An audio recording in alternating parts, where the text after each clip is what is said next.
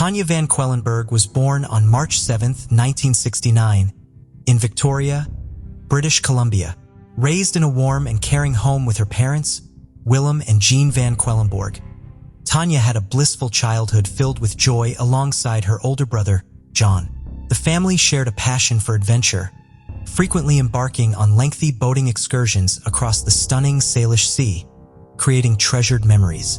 Tanya particularly enjoyed sailing and playing melodies on her guitar, and she also loved hitting tennis balls on their expansive Woodacre property. She was a determined student who advocated for a girls' basketball team at her high school, showing her passion for equality and sports. Tanya had a soft spot for animals and longed for a furry companion. Finally, in 1982, her mother gave in and a golden retriever named Tessa joined the family, becoming Tanya's faithful and beloved pet.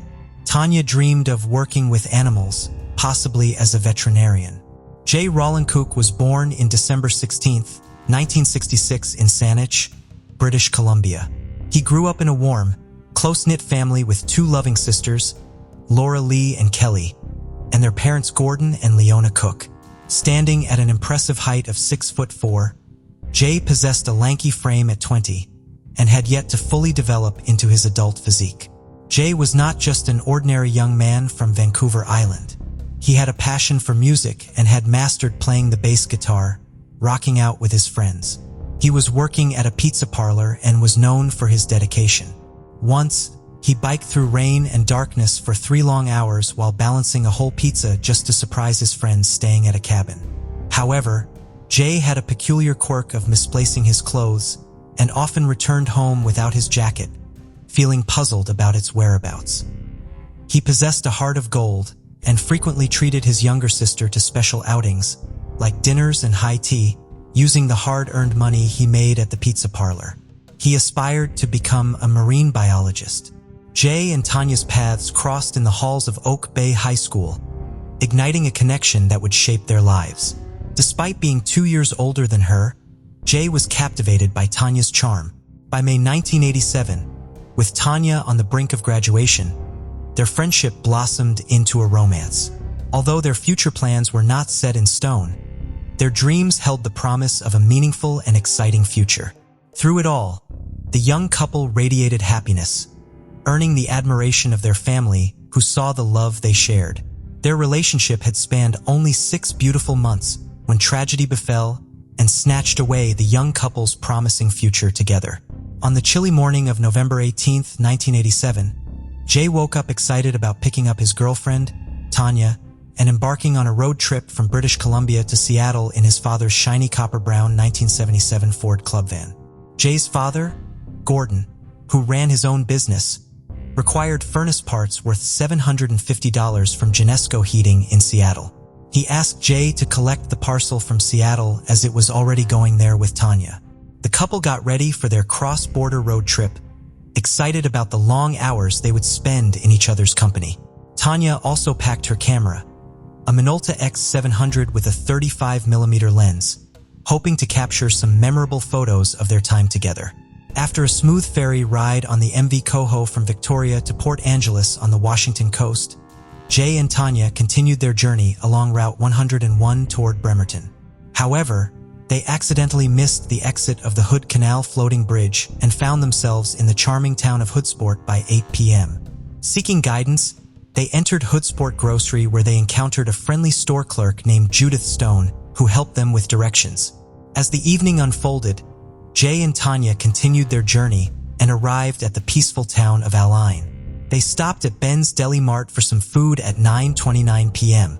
The friendly clerk at the deli noted that the couple appeared calm and relaxed, traveling without any companions.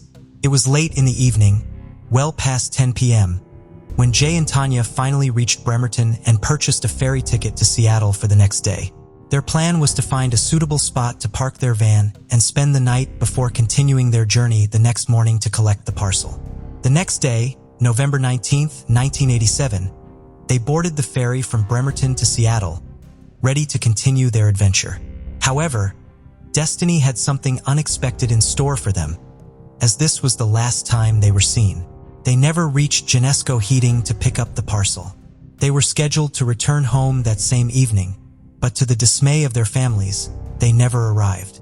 Tanya's older brother, John Van Queilenborg, was away at college when he received an alarming phone call from their concerned father, Willem. Tanya and Jay had not returned home and had not called to inform of any change in plans. This unusual silence worried both families, who knew Tanya and Jay were responsible young people and would always call if they were going to be late.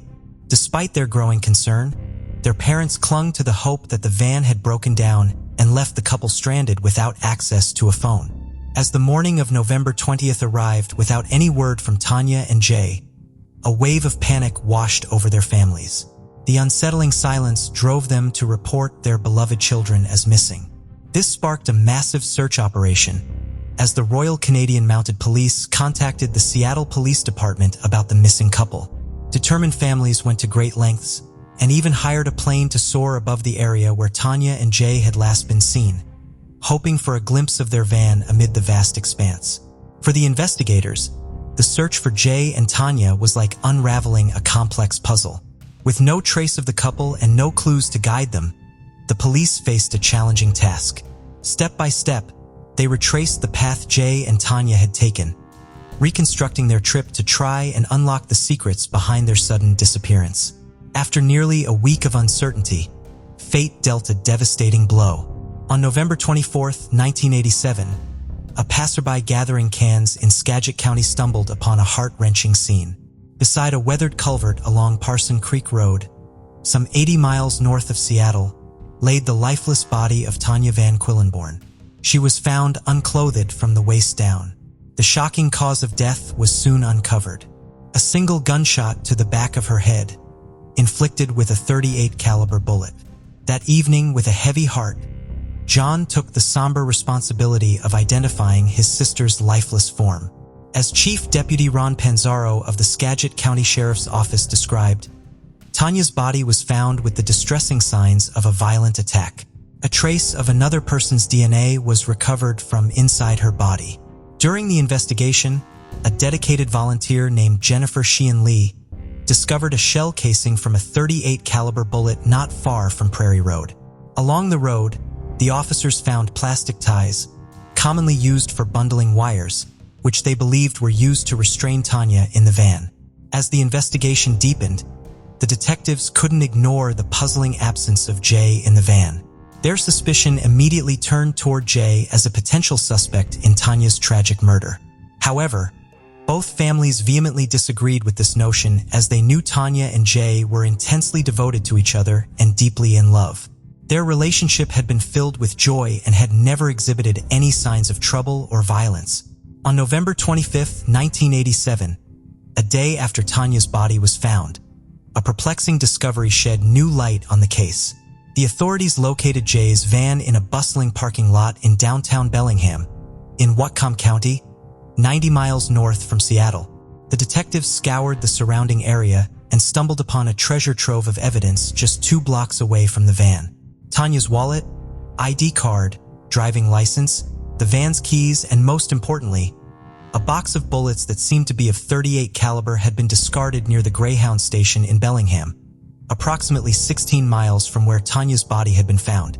Curiously, these items were found hidden beneath the porch of a local tavern named Essie's, adjacent to the busy Greyhound bus station.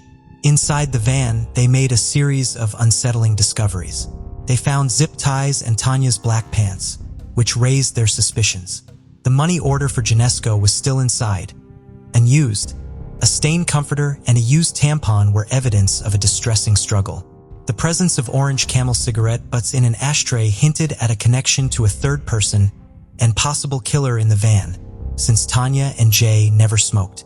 Authorities also found a pair of surgical gloves that they believed the killer had donned to avoid leaving behind any telltale fingerprints. Also in the van were various receipts, including the ferry ticket from Bremerton to Seattle, confirming that Jay and Tanya had indeed taken the second ferry as a part of their journey. There was a fuel receipt indicating that the couple had stopped to purchase fuel along the road between Port Angeles and Bremerton. These findings provided valuable clues and helped the investigators piece together the timeline of their travels. However, one significant item was missing: the Minolta X 735mm camera that Tanya had brought along their journey. Tragically, on November 26, 1987, a group of pheasant hunters made a grim discovery. The lifeless body of Jay Cook concealed under the majestic high bridge, overlooking the Snoqualmie River in Snohomish County. His head and torso were carefully covered with a blue blanket, and investigators who gently unveiled the blanket were met by a horrifying sight. Jay had suffered severe head injuries from a beating, and his life had been cruelly cut short by strangulation with twine tied to 2 vivid red dog collars. On top of that, a pack of Camel lights and some tissues had been forcefully pushed down his throat. Sergeant Robert Bart from the Snohomish County Sheriff's Office noted that Jay's hands had been bound with plastic ties, similar to the ones found near Tanya's body, which is often a sign of an individual with a criminal past. What added to the intrigue was the location where Jay's body had been found, in Monroe Honor Farm, just a few miles away from Monroe Correctional Prison. Detective Jim Scharf of the Snohomish County Sheriff's Office had a sinking feeling that the perpetrator could be a seasoned predator, even a serial killer. The search for the double murder posed a daunting challenge to investigators and forensic scientists. The 4 crime scenes were spread across 3 counties: Saget, Sagamihsh, and Whatcom. A small glimmer of hope emerged when the bullet casing discovered near Tanya's body was found to match the bullets recovered at the tavern in Bellingham. Unfortunately, the murder weapon used to shoot Tanya remained elusive. Among the various leads that were found at the crime scene were blood-stained rocks that investigators had meticulously collected from the surrounding grass where Jay's body had been found. Forensics also discovered a palm print on the back of the van, which they hoped belonged to the killer. In their search for clues, the police focused on the black pants found in the van. They sent the pants to the medical examiner's office for analysis, hoping to uncover a new lead. Upon examination, forensic experts found traces of bodily fluid on the pants. More significantly, the DNA profile obtained from the bodily fluid did not match Jay's, but it did match the unknown DNA recovered from inside Tanya's body. Investigators believe that this mysterious DNA sample was their link to the murderer.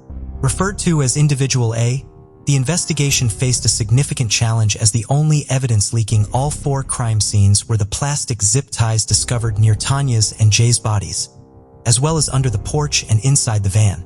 Detective Scharf believed these zip ties were part of the killer's sinister toolkit for committing his heinous acts. Tanya and Jay, described as a mild-mannered and soft-spoken, were not seeking conflict with anyone.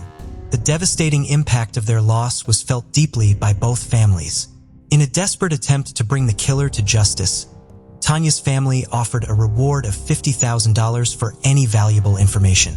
Although tips poured in from far and wide, none of them yielded the breakthrough they were hoping for. On December 5, 1987, a heartfelt memorial service took place at the University of Victoria's Interfaith Chapel, honoring the memory of Jay and Tanya. Just 4 weeks after the murders, during the Christmas holidays in December 1987, Jay and Tanya's families received the first of a series of chilling greeting cards by an anonymous writer. These cards were filled with disturbing descriptions of the murders and signed by someone claiming to be their killer. Some of these cards were even signed with the names of the victims as Tanya and Jay. Even more unsettling was that the cards were sent from different cities across the United States, including New York, Los Angeles, and Seattle. The writer of these cards went to the extent of sending letters to the Royal Canadian Mounted Police and a British Columbia newspaper, seemingly finding joy in causing distress and chaos. The already grieving families were further shattered by this terrifying turn of events. Detectives suspected that the author might be a transient traveling along the West Coast, but the grammar and punctuation in the letters hinted at a Canadian education. Phrases like greetings and salutations and hallelujah, bloody Jesus, caught their attention. As the investigation progressed, authorities worked diligently to collect evidence and conduct DNA tests in the laboratory. They also made a public plea to the letter writer, urging him to provide information about the whereabouts of the Lay, where he claimed to have left his car during the crimes. While there was a possibility that the letter writer could be the killer, detectives believed it was more likely the work of a misguided individual. This was confirmed when the DNA extracted from one such letter failed to match the individual DNA from the crime scene. In 1995, a dedicated cold case team led by Snohomish County Detective Jim Scharf was formed with a mission to provide long-awaited justice for grieving families. One of these cases that caught their attention was the double murder of Tanya and Jay. It was then that a new name emerged for a potential suspect, Charles Thurman Sinclair. Charles Sinclair was a notorious figure in western United States, earning the chilling nickname of the coin shop killer.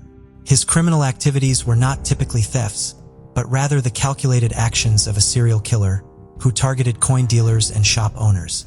Throughout the 1980s-1990s, Sinclair terrorized the region, leaving a trail of fear in his wake. The complexity of his crimes initially led investigators to treat them as separate incidents in different states.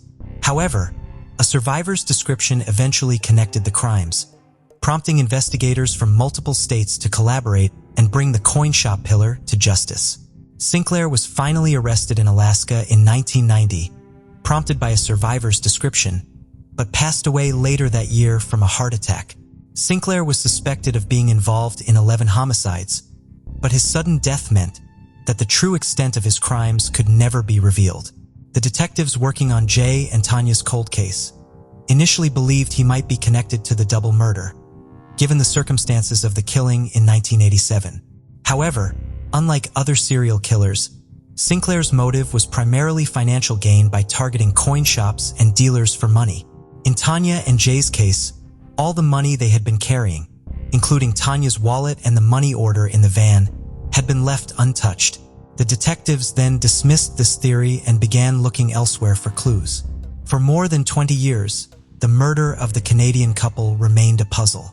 In 2003, forensic scientist Lisa Collins from the Washington State Patrol joined the investigation and decided to use modern technology to uncover new leads.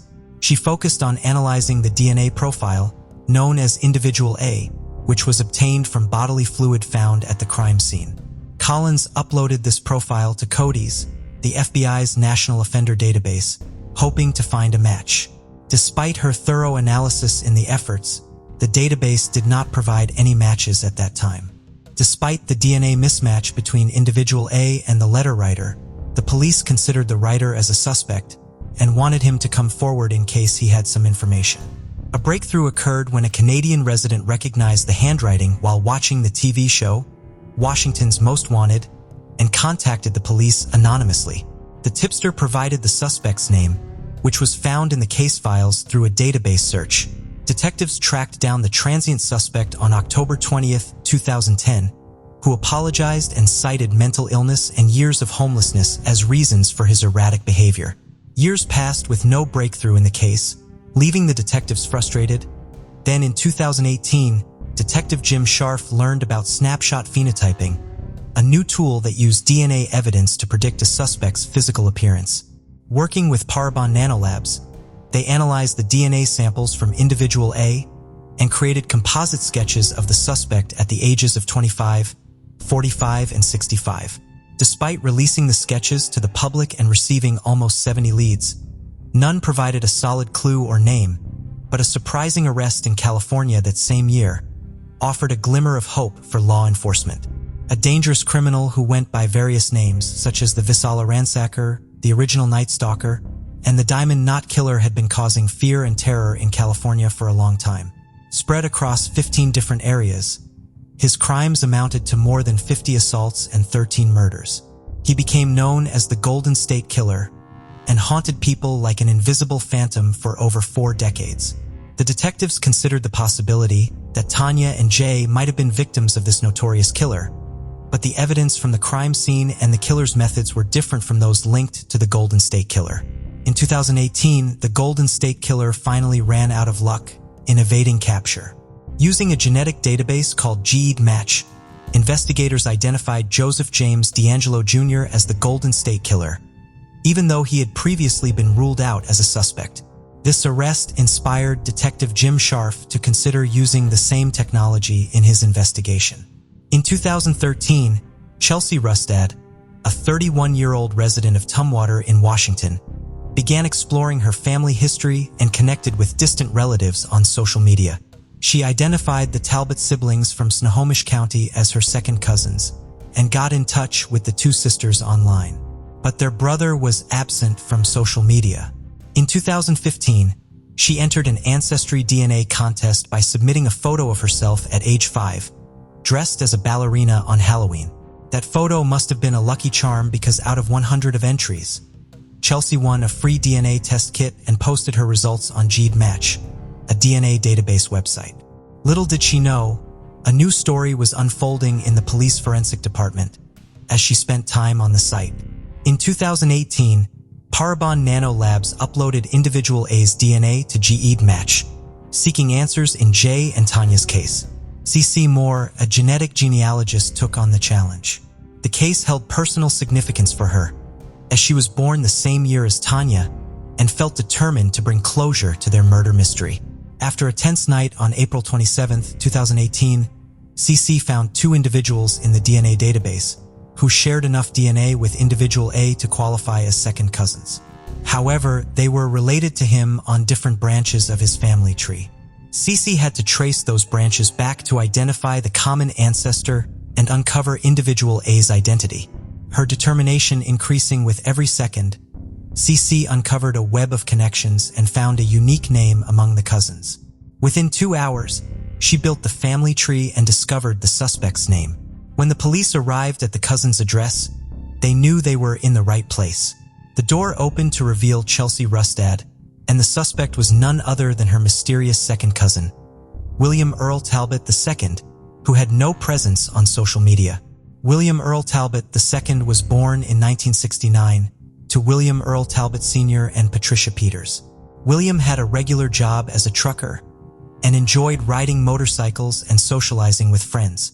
He lived in a pleasant home near Seattle-Tacoma Airport and had a clean record except for a few minor arrests.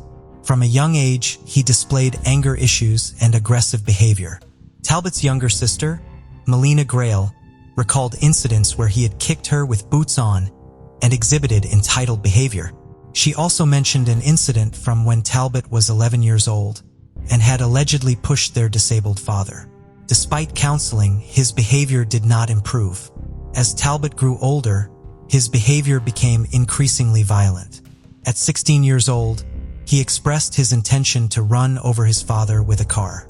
He assaulted his sister Inga multiple times, once when she was 11 and again when she turned 15, causing serious injuries, including a broken tailbone.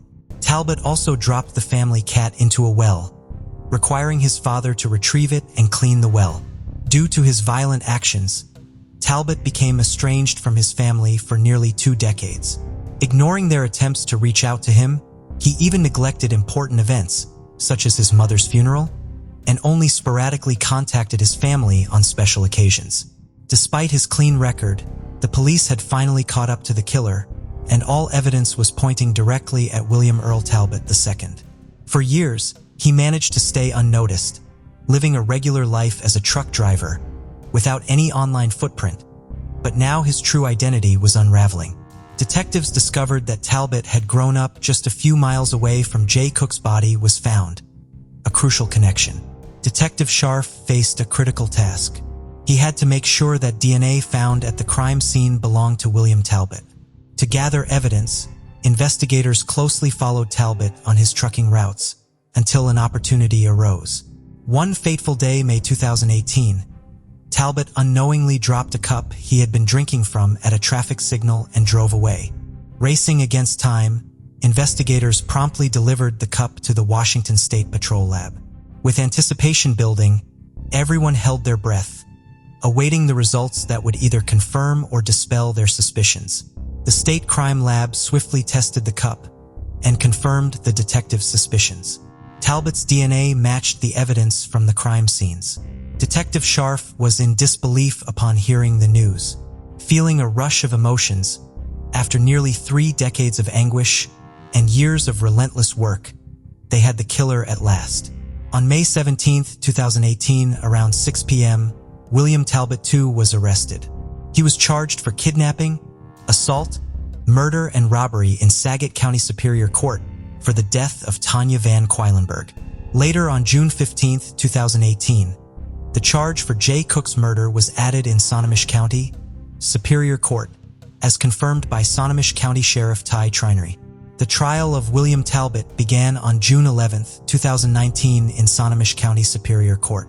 He pleaded not guilty to 2 counts of aggravated murder. Deputy Prosecutor Matt Baldock presented DNA evidence, Talbot's proximity to the crime scene, and the presence of zip ties as evidence against him. However, Talbot's defense attorneys, Rachel Ford and John Scott, worked to challenge the DNA evidence and create doubt in the jury's minds. They argue that the DNA evidence was not strong enough to prove Talbot's guilt. During the trial, Dr. Eric Kiesel, a former medical examiner, showed autopsy photos of Jay Cook highlighting his suffering. However, the defense pointed out that Kiesel had previously estimated a longer time of death, raising questions about the timeline. Kiesel clarified that the estimate was not based on solid evidence. Talbot's former roommate, Michael Seat, testified about their friendship and shared memories of snorkeling and doing photography together. As the trial unfolded, another former roommate, Timothy McPherson, came forward and described Talbot as heavy and strong, mentioning that they used to go bowling together. McPherson also stated that he had never seen Talbot with guns, blue blankets, dog collars, or zip ties, and had never seen him smoke. These testimonies conflicted with the prosecution's evidence of Talbot's history of aggressive behavior. The trial grew tense when Talbot's defense team claimed that the detectives had tunnel vision and had overlooked the possibility of another person leaving the DNA evidence at the crime scene. Prosecutor Mark Baldock countered by questioning the plausibility of certain scenarios presented by the defense. Another point of contention was the palm print found on the Ford van's back door, which was initially deemed a mismatch for Talbot, but later identified as a match. The defense questioned the timing of this chart, but did not challenge the final conclusion in court. The defense also suggested the idea of a consensual relationship between Talbot and Tanya as the reason for his DNA at the crime scene, and argued that the unidentified killer had later murdered the couple without leaving any DNA behind. But Talbot denied having any relationship with Tanya, leaving the jurors puzzled about his true intentions and struggling to understand how the evidence fit together. Finally, after just 30 minutes of deliberation, the jury reached a unanimous guilty verdict, sealing Talbot's fate. Their decision was solely based on the concrete evidence presented by the prosecution in court. Later, during a private meeting with the lawyers, the jury learned that the zip ties found in the victim's van also contained DNA traces that potentially matched Talbot's DNA, providing further proof against him. On July 24, 2019, William Talbot II was sentenced, concluding a groundbreaking trial where a jury found him guilty of homicide. Despite a last-minute attempt by his defense team for a new trial, the judge dismissed their argument, emphasizing the importance of considering evidence in a broader context. Jay Cook's sister also took the stand to highlight Talbot's role in ending the lives of 2 young people. The judge sentenced Talbot to life in prison without parole.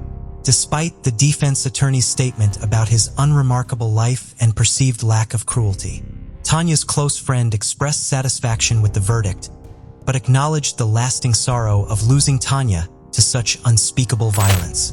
In 2020, Talbot filed an appeal, arguing against the use of DNA evidence in his case. He wrote, "Based on Snohomish County's way of thinking, the only possible suspect is the source of that blood, regardless of all other evidence or lack of."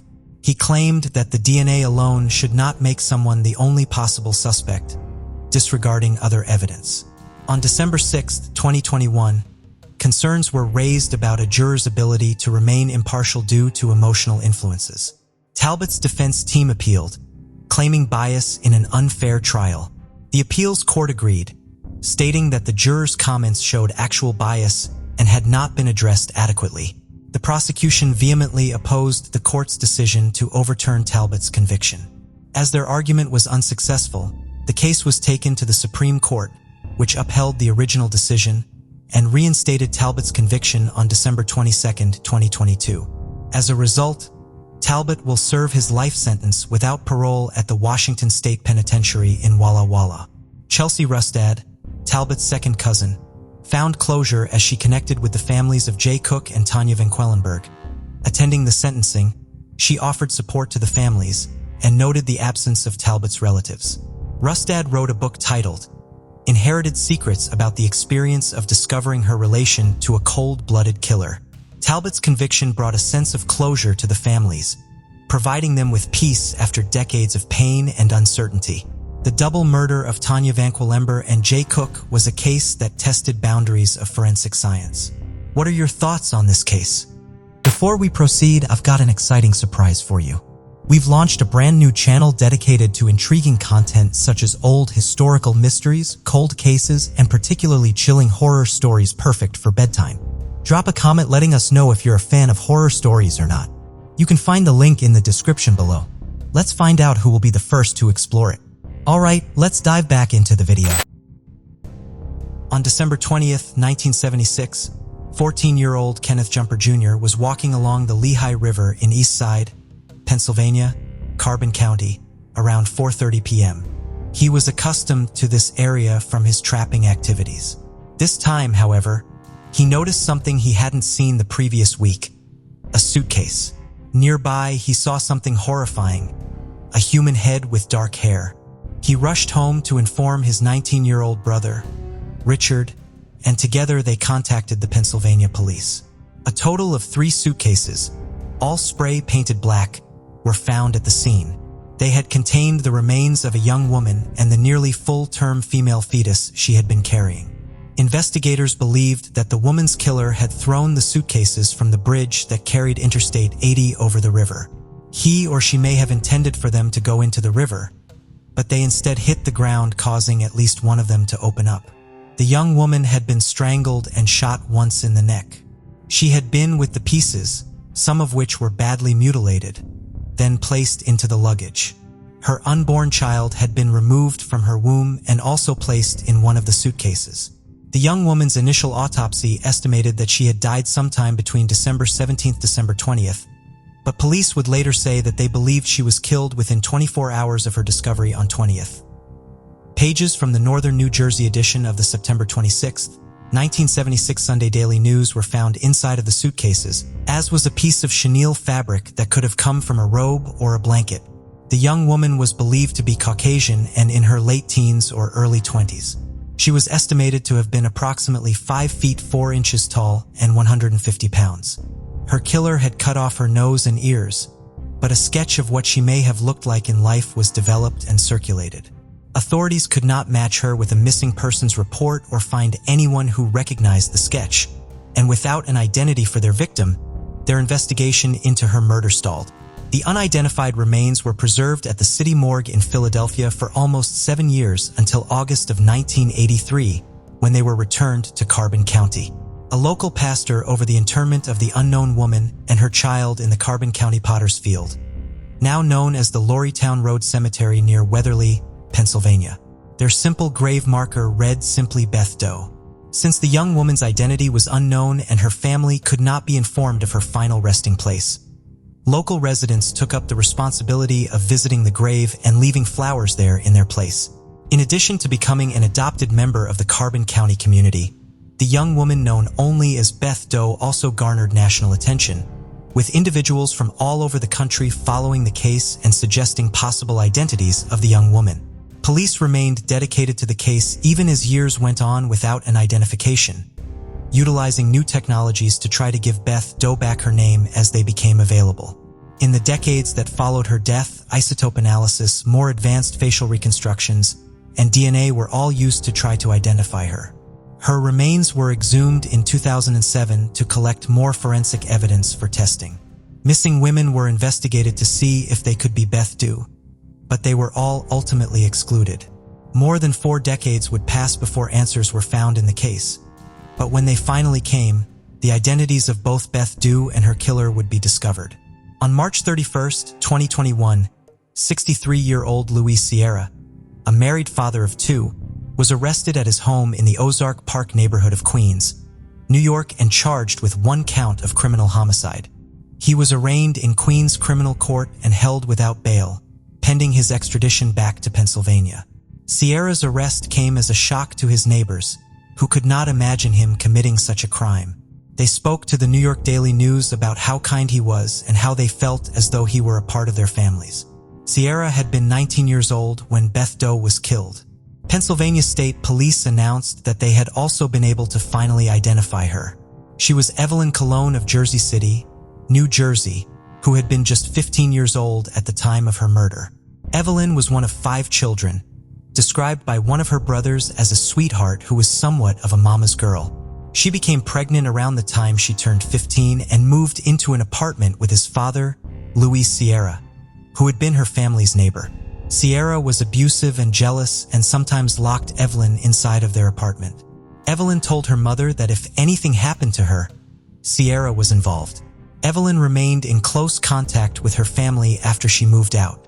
One day in mid-December of 1976, she told her mother that she was not feeling well. When her mother went to the apartment shared with her boyfriend to bring her soup, Evelyn was not there, and she was told by neighbors that the couple had moved out. In January of 1977, Evelyn's family received a letter stating that she had given birth to a 9-pound baby boy she named after his father and was living in Connecticut, which was where the letter had been postmarked. The letter further stated that she would reach out to her family should she need anything. It is widely reported in the media that Colon family did not report her missing because of this letter. However, PA Homepage, who interviewed one of Evelyn's brothers and one of her nephews, reports that they did try to report her missing, but police would not take a report because of the letter. Due to a house fire, the Colons were left without even pictures of Evelyn to look at in her absence. Evelyn's family desperately wanted to find her. Being without Evelyn, even if it was because she had willingly gone off to start a new life with her boyfriend and new baby, was devastating to her mother. She would walk around Jersey City looking for Evelyn and sit inside of her home looking out her window at people passing on the street to see if any of them could be her daughter. The final words she said before she died were to her son, "Find Evelyn." The family did look for Evelyn, especially they had access to the internet, using it for research and messaging people they believed they could be related to through Evelyn, whose profiles they found on social media. Evelyn's nephew, Luis Colon Jr., was not born until 7 years after his aunt went missing. He grew up hearing stories about her and hoping that she really had built a happy life with her child somewhere outside of Jersey City.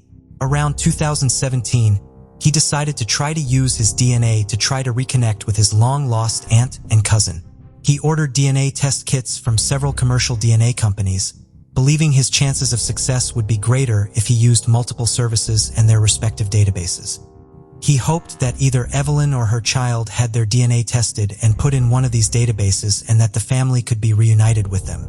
When he received his results, however, he was only matched to very distant cousins in the various databases. In March of 2021, however, he was and found him as a close familial match. The Colon and found him as a close familial match. The Colons knew that Evelyn was the only person it could be, which authorities confirmed with their cooperation. Luis was disappointed with this outcome as his goal in uploading his DNA was to be reunited with his aunt and cousin. He and the rest of Evelyn's family were horrified to learn that both she and her daughter were dead and that they had been killed in such a brutal fashion. They are trying to find some peace in finally having answers and knowing that Evelyn had not vanished from their lives willingly. Evelyn's family has named her daughter Emily Grace Colon. Evelyn's 2 sisters believe she had planned during pregnancy to use the name Emily if her baby was a girl, and they felt the name Grace would honor the grace of God. The Colons view the timing of Evelyn's identification as fortuitous in light of her life and their faith. Evelyn's identification was announced just weeks before what would have been her 60th birthday on April 17th and just days before Easter, which was on April 4th. I think that, in light of the whole Easter season, with the Christ's resurrection, her identity, her case, her life, the justice for her murder, is being truly resurrected from her grave, right? And it's a powerful season for us as a family, said Evelyn's niece Miriam Colon Beltman. Evelyn's family now lives throughout the country and are working to travel to Pennsylvania in spite of financial constraints and travel restrictions. They have started a GoFundMe so that they can all visit Evelyn and Emily's grave and further memorialize them. The Colons also went to visit the area so that they can meet the community that has embraced Evelyn and Emily while they were lost to them. Carbon County adopted her. It's incredible. You all kept her memory alive, knowing about her and praying for her. That's so powerful, that this county was praying for my family, and how you loved someone you didn't know. We're so thankful for all of you. You're all family now, too," said Evelyn's niece, Miriam. While Luis Sierra has been charged and arrested, authorities are still building their case against him and hope that there are witnesses who can provide more details about the case. The Pennsylvania State Police, along with the Carbon County District Attorney's Office, have set up a tip line in conjunction with Crime Stoppers and ask anyone with information to come forward. Authorities had gone to Sierra's home the week before his arrest, and he had claimed to not know Evelyn at all. When they continued to press the issue, he eventually admitted to dating her and getting her pregnant. He said she had threatened to leave him in the past, so when he came home to their apartment in Jersey City one day and she was gone, he had assumed she went to live with her mother and moved back in with his father shortly thereafter. He eventually admitted to mailing the letter received by Evelyn's family while he and Evelyn were on a day trip in Connecticut to look at apartments, but had no explanation as to why the letter was not mailed until well after Evelyn's death. He is next due in court in New York on May 17th. While they are grateful for the answers they now have and for Sierra's arrest, Evelyn's family is aware that there is still a lot of work to be done to get them the full story of what happened to Evelyn and to get Evelyn justice. Let me tell you something. I can't wait for him to come to Pennsylvania because I want to look at his eyes and ask him why. Evelyn's brother, Luis Colon Sr., said of Sierra after his arrest. While the family is grateful he is in custody, they know he is not considered guilty until he pleads guilty or is convicted. Until then, I'm not going to rest because, to me, the mission is not done, Evelyn's nephew, Luis Colon Jr. said. We got her name. That's important. And we got the word out. But now we have to get some justice here. 32-year-old Lauren Colon Thompson was the single mother of 3 children, ages 3, 5, and 9, at the beginning of 2019. On the afternoon of January 10th, she was spending time with a group of friends in Panola County, Texas, after reportedly going fishing earlier in the day. Just before 2 p.m. that afternoon, Lauren called her mother, Tori Colon, sounding anxious. She asked to speak to her children, but they could not come to the phone at that time. Tori believed she heard someone arguing with her daughter in the background. Lauren apologized for previous behavior and told her mother that if she ever got out of this, she would never do drugs again. Tori asked Lauren if she was in trouble and advised her to call the local authorities if she were. Lauren told her mother she loved her, asked her to tell her father that she loved him and that she was sorry before hanging up. The 7-minute-long phone call ended right at 2 o'clock. 8 minutes later, Lauren called 911. She sounded panicked and told the dispatcher that she was being chased. The call lasted for more than 20 minutes before abruptly ending. Authorities could not get Lauren back on the phone despite repeated efforts and believed that her cell phone must have run out of battery. Lauren had provided the dispatcher with her location and authorities were quick to respond to the scene. They found Lauren's vehicle along an oil and gas lease road off of County Road 267 at FM 1794, just west of the Rock Creek community, stuck in a muddy ditch. When they arrived at the nearby home of the man who had been driving in the vehicle with Lauren, he was there, getting his own vehicle to bring back to the scene to pull Lauren's car out of the ditch. He told them that they had been driven off the road by another car. Paint transfer on Lauren's vehicle supported this claim. He had told Lauren to stay with her car while he walked home to get his vehicle and some chains to pull her car out of the ditch. Later that evening, authorities also located one of Lauren's shoes. Between the location of the vehicle, where they found the shoe, and the pings from Lauren's cell phone during her 911 call, they were able to approximate the path Lauren took as she ran away from her car. The initial search for her lasted all night, but Lauren was not found. In the months following Lauren's disappearance, authorities searched more than 2,000 acres of land on the ground and 9,000 acres from the air with helicopters and drones over the course of multiple searches. Large sections of the search area were wooded, making them difficult to search. Furthermore, there was extensive flooding in the area at the time Lauren disappeared, making certain places impossible to search until months after she went missing. All-terrain vehicles and search dogs were brought in to help with the searches, which received Texas Rangers and the FBI have provided resources to the investigation. The 3 individuals Lauren was known to be with on the day she disappeared have been interviewed and taken polygraph examinations. One of them passed away in the months after Lauren went missing. In the first few months following Lauren's disappearance, there were some disagreements between her family and law enforcement. Lauren's parents, Tori and G.W. Colon, have been very active in looking for their daughter and had hoped to organize further searches for her. However, so far, only members of law enforcement have participated in searches, and the Colons were told at one point that this was in part because the area surrounding where Lauren vanished was all private property and the owners wanted to control who had access to their land. However, according to Tori Colon, the owners of the property were in fact willing to help with further searches with volunteers from outside of law enforcement. There are, of course, other concerns authorities have about volunteer searches. We had a lot of local people offering to search too. Not that we don't appreciate that, and there's times that that's utilized, but when we have teams that are available to come that are used to dealing with and trained to deal with crime scenes, and we have the potential to have a crime scene. Obviously, that's who we want on the ground so we don't contaminate everything, said Panola County Sheriff Kevin Lake. The Panola County Sheriff's Office has denied requests from the media to release the recording of the 911 call Lauren made, as they believe it contains information important to their investigation. Joey Ortega, a private investigator working on the case with the Colons and acting as their spokesperson, was allowed to listen to the tape and agrees with this decision. Lauren's parents were also allowed to listen to the recording. According to Tori Colon, while her daughter sounded anxious when she spoke to her just prior to her disappearance, she sounded coherent and not as terrified as she sounded during the 911 call. While authorities initially believed the 911 call ended abruptly because Lauren's cell phone battery died, further investigation has shown that the phone, in fact, continued to ping after the call ended. The final ping occurred 20 minutes after the 911 call ended. Tori Cole then has also stated after hearing the recording that at the end of the call, it sounded like Lauren had been startled by someone.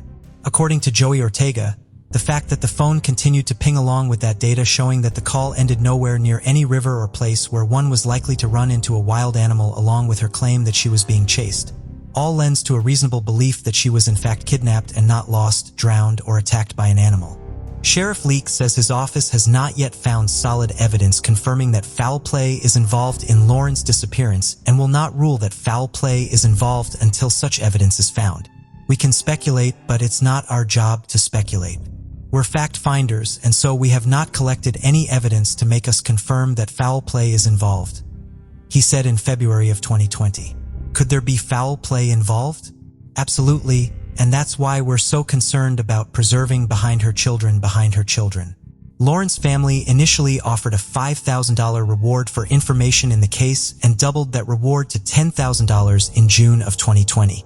They also announced the creation of a tip line which would allow individuals to call in or text information about the case while remaining anonymous and avoiding direct contact with law enforcement.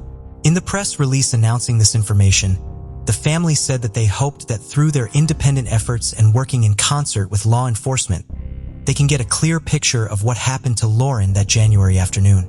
Before we continue, 90% of you haven't subscribed to our channel, so if you like this video, please subscribe. It motivates us to make more content for you. Okay, let's continue. Amanda Grudge was born in the United Kingdom in 1964 and moved to the United States before she was a year old. After living in several states, Amanda's mother Sylvia left Amanda's father and took Amanda with her to Canada. Amanda was shy as a child but grew into a determined and independent adult. On the evening of August 21, 1991, 27-year-old Amanda was at the apartment she shared with her mother on Enfield Place in Mississauga, Ontario. She had several piercings in each of her ears and was having trouble removing one of her earrings as she was getting ready to go out for the evening. Sylvia had to help her daughter remove it. Amanda then left the apartment for the night, taking just a purse with her. She never came home. Amanda would sometimes spend a night or two at a friend's home, so Sylvia did not immediately panic when she was not home the following morning.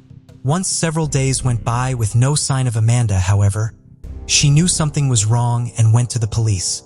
The police did not take the disappearance seriously and may not have investigated it at all.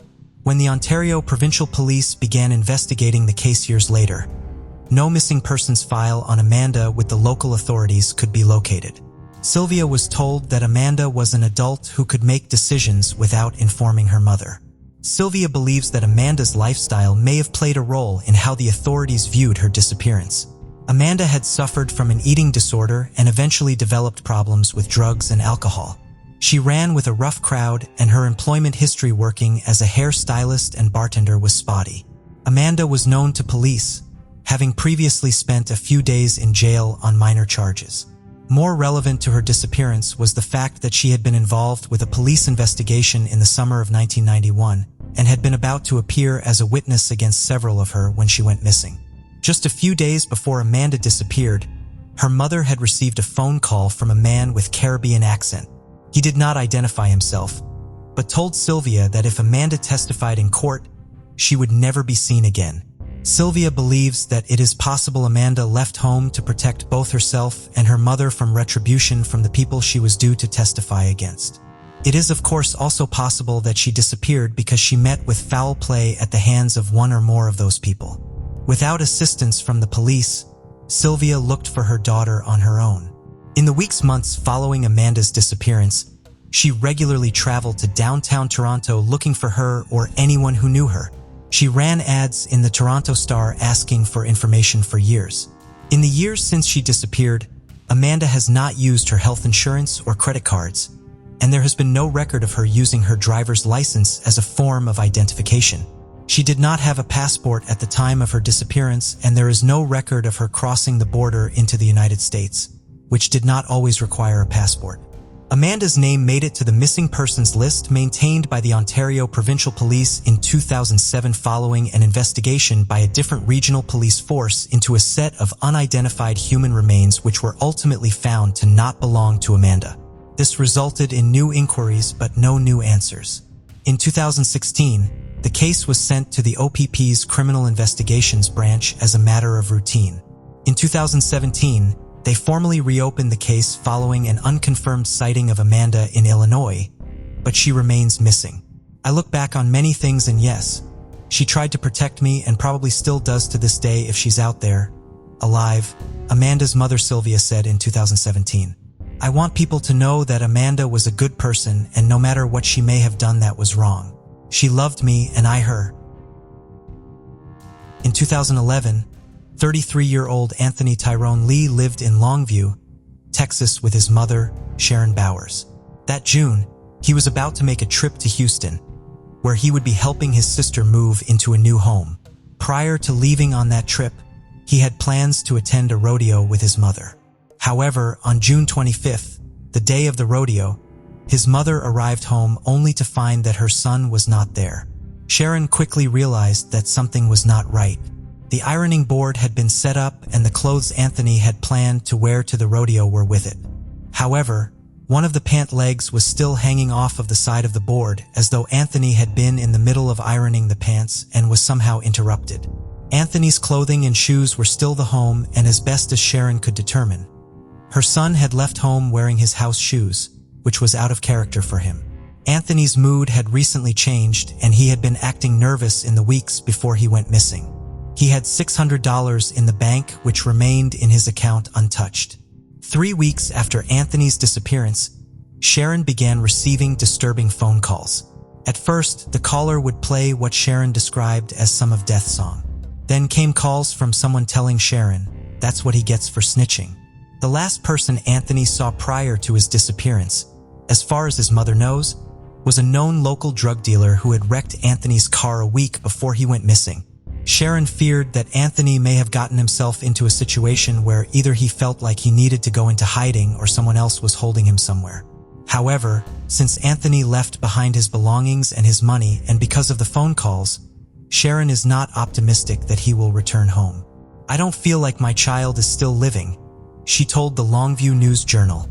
"After all the flyers and all the friends he has, it's just not like him to not call and talk to anybody." The Longview Police Department ran out of leads to follow by the first anniversary of Anthony's disappearance, but has not given up on his case. Anthony is listed in state and national missing persons databases. "There's somebody that knows what happened to my son, and all we want is to know too," Sharon Bowers said in 2012.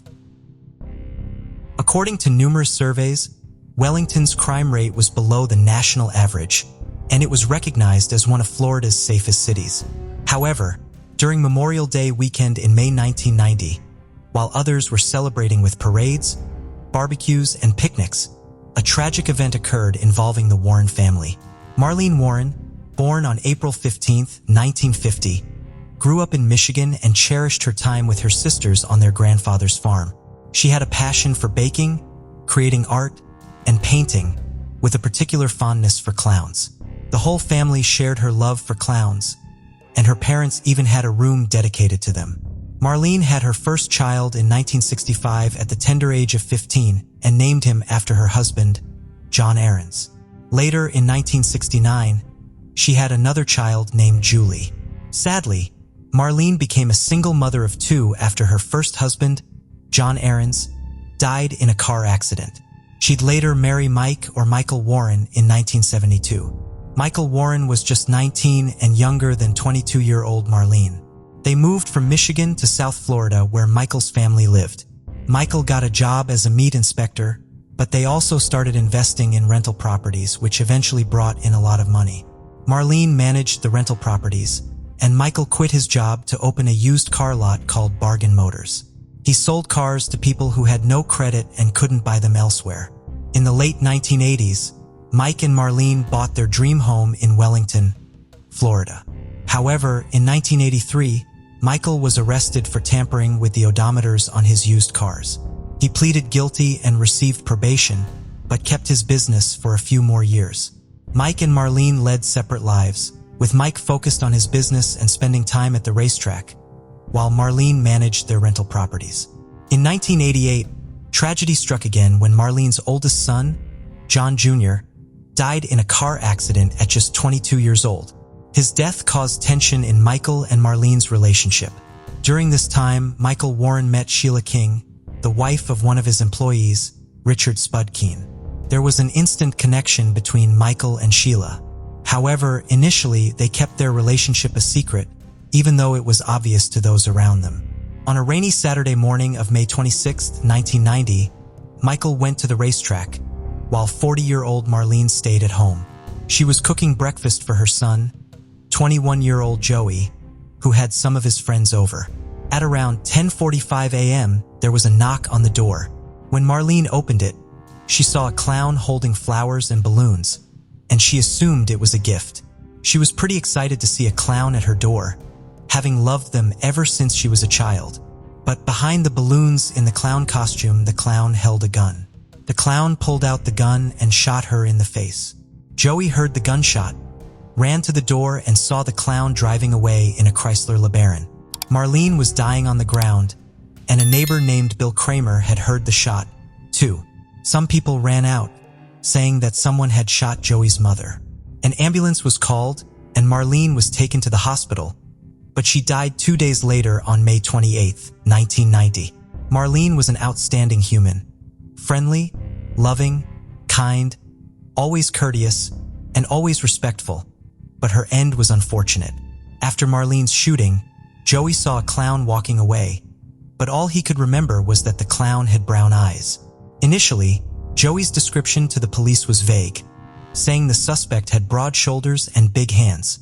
However, he did see the clown drive away in a white Chrysler LeBaron, which was a crucial detail.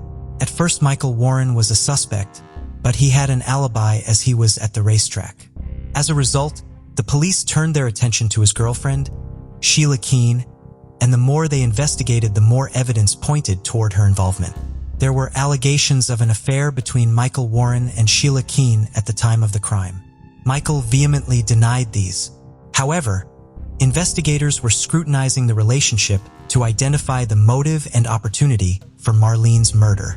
Sheila also went by Sheila Skeltra, her maiden name, and had a criminal record dating back to her upbringing in Central Florida. Sheila was known to be headstrong, some say wild, and very attractive. Her long hair was often described as similar to Crystal Gale's. Sheila had a criminal record from a young age, including a shoplifting charge and a theft charge a few years later. Her mugshot showed her smiling, seemingly unbothered by the arrest. People who knew her revealed that Sheila had associated herself with older men and bad influences from a young age. She was married to Richard Spudkeen, a former Ku Klux Klan member who had served time for drug trafficking. Richard was 20 years older than Sheila. Sheila even moved to Georgia to be close to him while he was in prison. After Sheila's husband was released from prison in Georgia, they moved back to Florida, where Richard started working with Michael Warren. Soon the three ex-felons began to spend a lot of time together, engaging in sketchy activities. One such incident involves Sheila dressing up as a prostitute to meet someone who had purchased a car in a motel room. While she was in there, Richard and Michael, who were armed, repossessed the car. Sheila was also spotted holding the buyer at gunpoint, and the trio fled the scene. As time passed, Michael and Sheila grew closer and Richard faded into the background. Sheila rented an apartment in Pine Ridge, and the residents assumed that she was married to Michael because of the amount of time he spent there. Co-workers of Michael and Sheila told investigators that they believed the two were having an affair. They would go out for long lunches and were very affectionate towards each other. There was substantial evidence suggesting that they were indeed having an affair. Police record quoted Michael's mother recalling an incident where she accompanied Michael on one of his racetrack outings. She sensed something between Michael and Sheila and asked her if she loved him. Sheila confirmed that she did, but Michael responded by saying that he loved himself. During this period, Michael's marriage with Marlene was falling apart. An employee at the car dealership claimed that Michael would come in furious after fighting with Marlene and offer $10,000 to anyone who would kill her. There are also reports of Michael saying that he would make someone rich if they got rid of his wife, and they would never have to work again. After Marlene's murder, both Michael and Sheila became suspects in the case. While Michael was the obvious suspect, investigators started to question whether his girlfriend could have committed the crime. The nature of the murder raised suspicions, as most men would shoot their victims in the heart, not in the face. As investigators delved deeper into the case, the evidence started to point toward Sheila instead of Michael, leading them to believe that she might have a motive to commit the crime. In the investigation, finding the white Chrysler LeBaron that Joey saw became the top priority for the police. They learned that a couple had rented the car from a nearby car lot called Payless Cars. When it was time to return the car, they got confused and dialed the wrong number from an ad in the phone book. The ad was taken out by Michael Warren for his car lot, Bargain Motors, and the number listed was his. But the ad that Michael put out looked very similar to that of an ad for the Payless car lot. The couple called the number thinking it was for Payless Cars, and someone at Michael's car lot instructed them to leave the car outside the gate with the keys in the windshield wipers. However, the car was stolen shortly after. On the day of Marlene's funeral, investigators located a Chrysler LeBaron in a Winn-Dixie parking lot approximately 5 miles away from the crime scene. A number of hairs were discovered inside the car, some of which appeared to be from an acrylic wig with orange and yellow fibers. However, the DNA technology at that time was insufficient to identify precisely what the fibers were, as well as the hair samples. In addition to the car, investigators also found the place where the suspect bought the clown costume, balloons, and flowers. 2 women who worked at the Spotlight Capizio costume shop told police that a woman came in a few days before the murder and requested a clown costume, specifically Ruby's clown costume, an Afro clown wig, Bob Kelly clown makeup, and a sponge nose. Initially, the shop workers asked the woman to return the next day as they were closed, but the woman insisted on purchasing the costume that night. She was described as around 5'8" with brown eyes, long chocolate hair, and wearing jeans and a men's work shirt. The police reported that the shop workers identified Sheila from a photo lineup, stating that she was the woman who came to the store a few days before the murder at closing time. Sheila's potential involvement in Marlene's murder continued to be investigated, and more evidence started to pile up against her. One piece of evidence came from a nearby public supermarket where the specific type of Mylar balloons used by the clown were sold. An employee there identified a woman with long brown hair who bought those balloons just an hour and a half before the murder, and that employee was also able to identify Sheila from photos. Further adding to the suspicion was the fact that Sheila had previously dressed up as a clown. During her marriage to Richard Keene, the couple lived in a trailer park in Pahokee on the edge of Lake Okeechobee.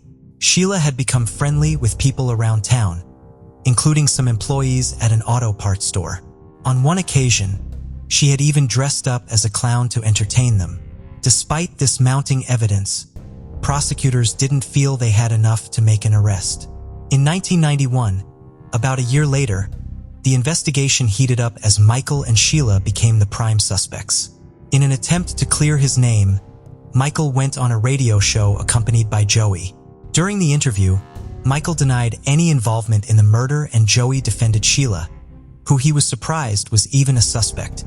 Despite Joey's initial belief that the clown was a man due to its large size, evidence was beginning to point toward a woman. Michael had an alibi that confirmed he was at the racetracks during the time of the murder, leaving Sheila as the primary suspect. However, just when it seemed like the case was going nowhere, a twist emerged. Backtracking in time, in 1987, when Joey was around 18 years old, he was charged with attempted murder. The Warren family hired Christopher DeSantis as their lawyer.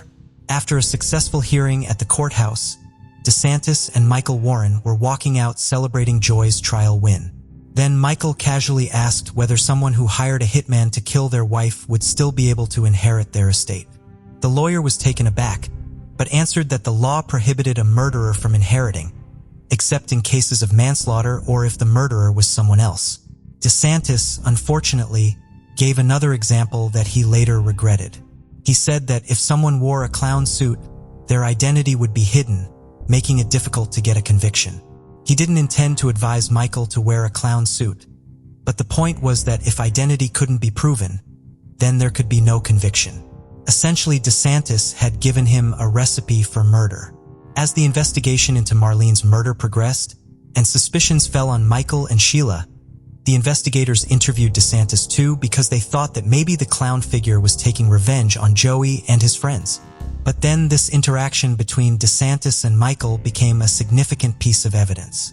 It raised the question of whether Michael had taken the lawyer's advice to heart and used a clown suit to conceal his identity while committing the crime. As the investigation continued, it became clear that Marlene had expressed fear of her husband prior to her murder. She had told people that she wanted to divorce Mike but was scared he would kill her. This, coupled with DeSantis' statement, suggested that Mike had knowledge of how he could inherit property after killing his wife. Despite this, there were no arrests made in the weeks following these revelations, as investigators needed concrete evidence to proceed. The case remained unsolved as the months dragged on. Despite not acknowledging any romantic involvement, Michael and Sheila's co-workers had their suspicions. A year after Marlene's death, they let their guard down and took a vacation together to the Bahamas. At a fancy hotel resort casino, other couples noticed them come in. Sheila appeared uneasy, while Michael was himself loud and brash. This tipped off the police yet again. Meanwhile, Michael decided to make another appearance on a radio show. And in that radio show, Michael said that he had last spoke to Sheila a month ago, when in reality, Sheila was with Michael all the time. After Michael's radio appearance, investigators began to focus on him as a suspect in his wife's murder. They searched his business and obtained a warrant to go through his records. Michael had a history of odometer tampering, and investigators found that he had been doing the same thing at his car lot.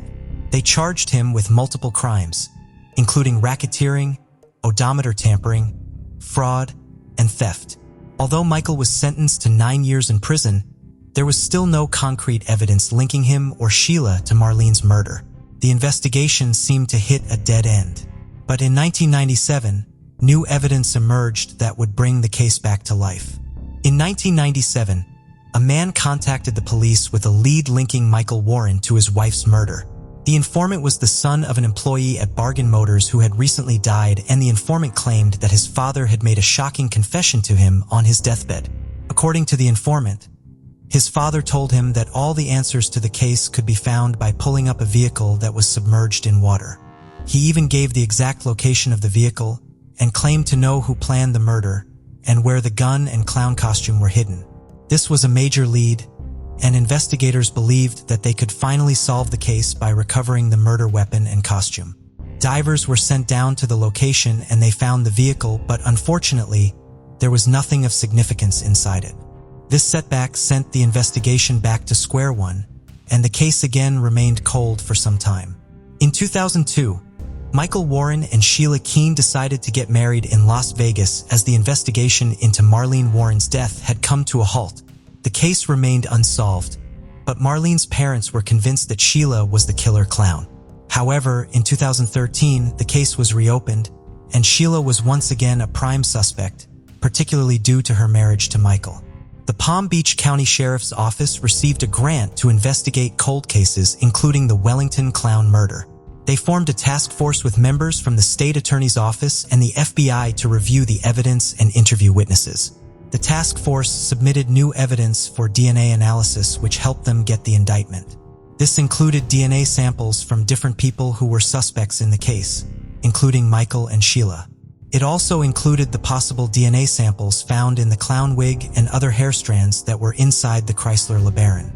The evidence gathered from interviews and analysis allowed investigators to take a fresh look at the case. Mike and Sheila had started a new life in Abington, a small town in Virginia where they had reinvented themselves. Sheila had even changed her name to Debbie, and they were living a seemingly happy life, with neighbors describing them as friendly and in love. They had even opened up a popular fast food restaurant called the Purple Cow in Tennessee, just across the border. Investigators eventually tracked down Michael and Sheila at the restaurant. Despite being prime suspects, they were not on the run or trying to hide, and they were still working and living their lives openly. It seemed that they had finally moved on from their past and were doing well. Although Michael Warren was generally described as a laid-back and happy individual, not everyone had a favorable impression of him, especially after an encounter with one of his neighbors that showed another side of him. Apparently, Michael decided to take some rocks from his neighbor's property without permission, but when confronted about it, he suggested that they should be neighborly about the situation. The neighbor replied that the neighborly thing to do would have been to ask for permission first. Michael then responded with insults, calling the neighbor scrawny and using a derogatory term. The neighbor stood his ground and called Michael a bully. As Michael and Sheila lived their seemingly idyllic life in Abington, Virginia, a dark secret lingered in the shadows. One night during a party, a drunken Sheila, known to her co-workers as Debbie, revealed a chilling tale of how she had gotten away with murder in Florida.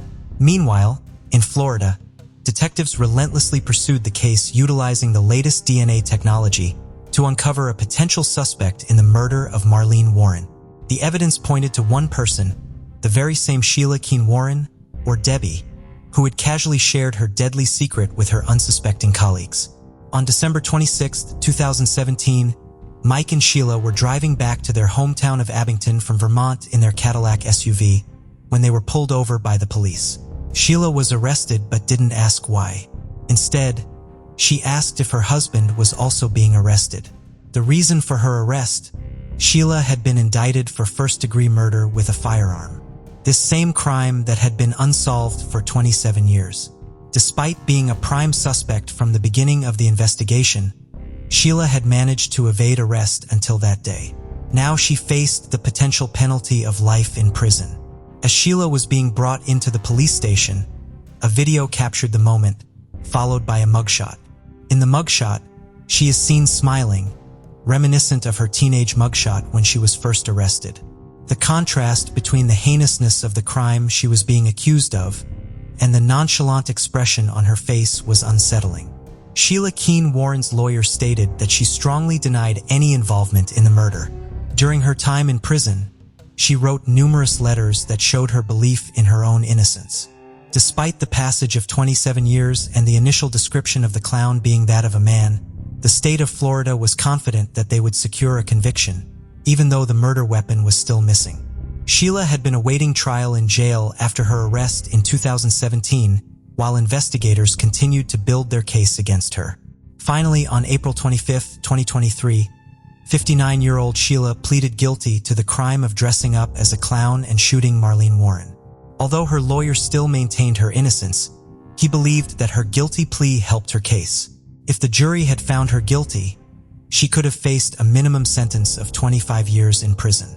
However, by pleading guilty, she received a reduced sentence of only 12 years. Remarkably, her lawyer even suggested that Sheila could be released as early as 2024 due to her good behavior in prison. With Sheila's confession, the investigators finally solved the case. But do you think that Sheila meant her confession, or was she just really looking for a deal to cut her sentence? 37-year-old Erica Lloyd, a devoted mother to her 12-year-old son, lived in Walnut Creek, California. The year 2020 was challenging for her, as she couldn't work due to salon closures from the pandemic and faced the difficulties of supporting her son with distance learning. To alleviate the stress, she planned a camping trip to Joshua Tree National Park, 7 hours from home, in June, hoping that the solitude of nature would provide some relief. Erica set out for her trip on Sunday, June 14th, and it was confirmed she arrived at the park. However, on June 16th, she suddenly stopped communicating with her family. That same day, California Highway Patrol found Erica's vehicle near the intersection of Shelton Road and Highway 62, near 29 Palms. It appeared Erica had last been driving back to the nearby national park. As it was facing south, the car had been vandalized with its radio and front and back windshields found smashed in. In addition to the vandalism, there were indications that the disabled vehicle had been in an accident. Its airbag had deployed, and it had damage to its undercarriage. The owners of the company that towed away the car believed it had hit a large object, potentially the berm of the road, due to the fact that car's radiator in the AC condenser had been smashed backwards. The San Bernardino County Sheriff's Department did not believe that there were any signs of foul play at the scene where the car was found. A massive air and ground search was launched for Erica, with volunteers, park rangers, and members of the Bernardino County Sheriff's Department participating in the effort.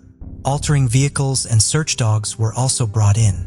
Erica's camping equipment was located at a campsite at the Jumbo Rocks campground.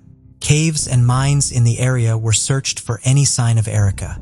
Erica's parents made multiple trips to California from their home in Maryland to help with the search and to put up flyers. A witness did report a sighting of a woman matching Erica's description, walking along Highway 62 with another person a week after Erica went missing. But this woman has not been conclusively proven to be Erica. Erica's family feared that she may have sustained a head injury when her car was in the accident and wandered off either disoriented or suffering from memory loss. Despite ongoing efforts, Erica remained missing for months. On January 31st, 2021, hikers discovered what they believed to be human skeletal remains. They called in their discovery, and deputies from the Morongo Basin Sheriff Station were dispatched to the scene. They confirmed that the remains were human. Detectives from the Specialized Investigations Division removed the remains from the scene, and a forensic odontologist was able to use dental records to identify the remains as belonging to Erica Lloyd. The cause and manner of her death have not been determined. The Sheriff Department's investigation is ongoing. Erica's remains were found in a desert field approximately 1/4 of a mile east of the 5200 block of Danby Road in Wonder Valley. If Erica had stayed on roads as she walked away from where her car had been found, she would have walked 8 miles to reach the location where her remains were ultimately located. If she had instead headed out into the desert, she would have covered 6 miles before reaching that location. Erica's brother Colin posted on the Facebook page that had been dedicated to the search for Erica, announcing the discovery of her remains and thanking the numerous people and organizations who had helped look for her. Right now is the time for grieving, and I encourage everyone to pause and reflect on the beautiful soul we've lost. Our Erica, he further wrote in the post, remember her, cherish her memory, celebrate moments past, and laugh. She would always make you laugh. Erica adored everyone. She left a bright smile on everyone's heart. She would remind you of who you truly were and how important and loved you were. She warmed your soul. Let us hold her spirit dearly and allow it to work through us to serve others what she would want us to do. Between 1991-26, a string of violent rapes was committed across 6 counties in Northern California. Believed, based on details consistent across all the attacks, that all of them were committed by the same man, who came to be known as the NorCal Rapist. He would break into the home of young women, usually of Asian descent, and spend hours assaulting them. He often used either a knife or a gun, or promises that he had such a weapon to subdue them and would then bind them with handcuffs, rope, or zip ties and put tape over their eyes. Several of his victims managed to injure him as they fought to get away. One victim briefly broke free of her restraints and stabbed him in the arm with a pair of scissors. He took her bedding with him in an effort to not leave evidence behind, but he failed to take a pillowcase, which had his blood on it. Another victim grabbed the knife he had with him, cutting her hand in the process, but breaking off its tip, which she used to stab him just above his right eye. The rapist would sometimes kidnap his victims, taking them to ATMs and forcing them to withdraw cash. He would also ransack his victims' homes looking for valuables, sometimes taking their bank cards to withdraw cash from ATMs himself. He used various threats to try to prevent his victims from going to the police, leaving a note reading, "Don't call the cops," with an arrow pointing to the victim's mother's address and phone number in her address book, and telling another victim the location where she worked, and then threatening that he would show co-workers photographs he had taken of her during her assault. Authorities had DNA from all but one of the crime scenes, which confirmed that those victims had been attacked by the same man. Some of the DNA evidence came not from the sexual assault kits, but from the assailant's blood left behind when the victim fought back. However, the DNA profile was not in any criminal database. In 2018, therefore, authorities used genetic genealogy to try to use the DNA to identify their suspect. The DNA profile was uploaded into GEDmatch, a genealogy database, and familial matches were identified. By constructing family trees of the individuals who shared DNA with the rapist, authorities were eventually able to identify match. They collected a drinking straw that suspect threw away and compared the DNA found on it to the profile found at the crime scenes. It was a match. On September 20th, 2018, 58-year-old Roy Charles Waller of Benicia, California was arrested as he came into work at UC Berkeley, where he had worked since 1992, employed as a safety specialist. He was married and a father. At the time of his arrest, Waller was initially only charged with 12 counts of forced sexual assault in connection to the final attack attributed to the NorCal Rapist.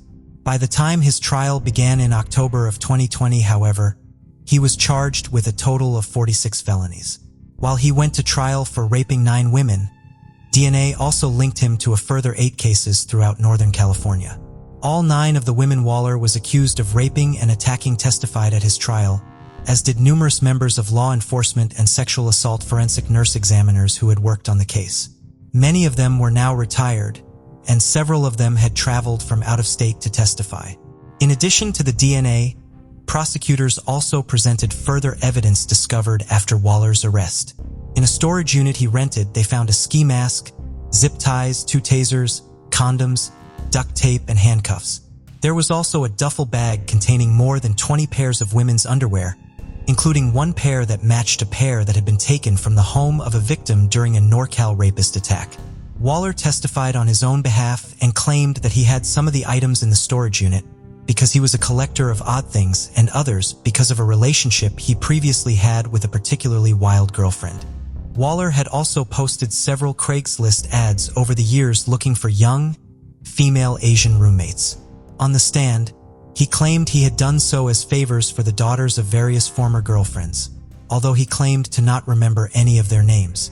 While he said he had met those women through profiles they had posted on dating sites, he claimed that they had needed his help posting housing ads online.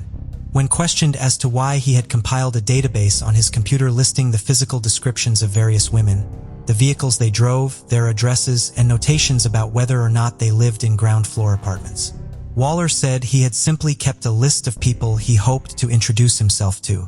The prosecution maintained that Waller had a faint scar above his right eye, where one victim had stabbed her attacker, but Waller's defense maintained that there was no such scar. Waller rolled up his sleeve during his testimony to show that he had only a round scar from a pain-falling accident on his arm and no signs that he had been stabbed there with scissors by one of the victims. When asked to explain how his DNA ended up at almost all of the crime scenes, Waller said he had never been to any of them and that he was not a DNA expert. Other testimony given during the trial detailed how Waller had ties to other evidence in the case and how he had come to talk to authorities about the case more than a decade before his arrest. Following the last attack attributed to the NorCal Rapist, in which he assaulted and raped 2 female roommates for hours in their North Natomas apartment in 2006, Police were able to locate security camera footage in the neighborhood, which showed a white Toyota 4Runner they believed may have been involved in the attack. They then visited numerous Toyota dealerships, and salespeople helped them narrow down the vehicle in the footage as being a higher-end model made between 1999 and 2002. Then police searched vehicle registrations in Northern California to identify owners of white 4Runners from those model years. Members of various departments in the area began the ambitious task of speaking with thousands of people who owned such vehicles. They conducted thousands of interviews, distributed thousands of questionnaires, and took voluntary DNA samples from over 100 men. On February 11, 2007, Sacramento Police Detective Jimmy Vigan and his partner went to the home of a nurse in Fairfield to speak with her about her 4Runner. Her boyfriend at the time, who lived with her part-time, was also at the home. He was Roy Charles Waller. They did not ask for a DNA cheek swab from him, however. One of the two victims in the final attack had briefly caught a glimpse of the perpetrator when her blindfold slipped and helped develop a composite sketch. The gun and his partner did not think Waller resembled the sketch and believed him to be too old and too heavy to be the man in it. They left a questionnaire for the nurse to fill out after their conversation and left. Following his testimony about this interaction, Detective Egan told the Sacramento Bee that he wishes he had asked for a DNA swab from Waller at that time. He hoped, however, that his meeting with Waller was not without benefit, even though it did not lead to an arrest at the time. Since the North Natomas attack was the last attributed to the NorCal Rapist, he believed this interaction with authorities may have scared Waller into ceasing his crime spree. The nurse also testified at the trial. She had traveled to the Philippines for a funeral, although it is unclear if she was out of the country at the exact time of the 2006 dual attack, freeing Waller to use her vehicle, which she had access to without her knowledge. On November 18, 2020, the jury returned their verdict after just 2.5 hours of deliberation. They found Waller guilty of all of the 46 charges against him, which included of kidnapping, forcible rape, oral copulation, sodomy, and foreign penetration. "It didn't matter what I did," Waller's attorney, Joe Farina, said following the announcement of the verdict. "It was a DNA case. We could not overcome the fact that his DNA was at nearly all the crime scenes." He also said that his client had not shared his concerns about how seriously the jury would take the DNA evidence, saying Waller never seemed to understand it was a DNA case. He thought he was going to be acquitted. He denied having anything to do with it. Waller's sentencing hearing was held on December 18, 2020. 5 of his victims addressed the court during it. One of the roommates from the double attack in 2006 told the court that she had showered without feeling afraid for the first time following her assault on the day of Waller's arrest in 2018 because she no longer had to worry about him breaking into her home again. She also pointed out that Waller had not expressed any remorse or apologized to any of his victims. She revealed that his daughter, on the other hand, had reached out to her and apologized for her father's actions. Nicole Ernest Pate, believed to be Waller's first victim, told the court he should experience the barbaric sense of time around him, knowing that this is his fate will set me free for good. Following the statements from the victims, the judge imposed 2 terms, one of 459 years and one of 438 years to life. The sentences are to run consecutively, giving Waller a total sentence of 897 years to life. The judge ruled that Waller would not be eligible for parole both because he considered him to be a serious danger to society and because he had presented blatantly false testimony at trial. Waller maintains his innocence and plans to appeal his conviction. 40-year-old Roselio Gutierrez Jr. lived in Kenosha, Wisconsin, and was a loving father of 2 children with whom he spent every other weekend. He was very outgoing, had lots of friends, and loved spending time outdoors. The last confirmed sighting of Roselio occurred on Sunday, May 17, 2020, when he dropped his daughter off in Twin Lakes, a town 25 miles west of Kenosha. His last communication came at 8:27 that evening when he sent a text to a friend asking them to come over to his apartment. However, when they arrived at 9:37, he did not answer the door despite repeated knocks on the door, phone calls, and text messages. Roselio failed to report to his job as a contractor in Lake County, Illinois on May 18th or 19th, which was highly unusual. Roselio had been dating a woman at the time, and she became concerned when she could not get in contact with him. She, therefore, went to his apartment in the 37100 block of 15th Street to check on him. When she arrived, the sliding glass patio doors open. She looked inside and saw that the furniture was out of place, as though there had been an altercation in the apartment, and a large area rug was missing. There was also a large amount of fresh blood on the floor and on some pieces of furniture. She immediately called the police. Roselio's vehicles were parked outside his apartment, and his cell phone had been left behind.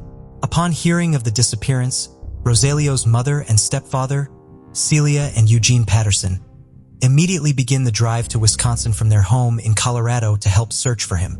Celia moved to the area as her son's disappearance dragged on, both to be close to the investigation and to spend time with their grandchildren, who were missing their father.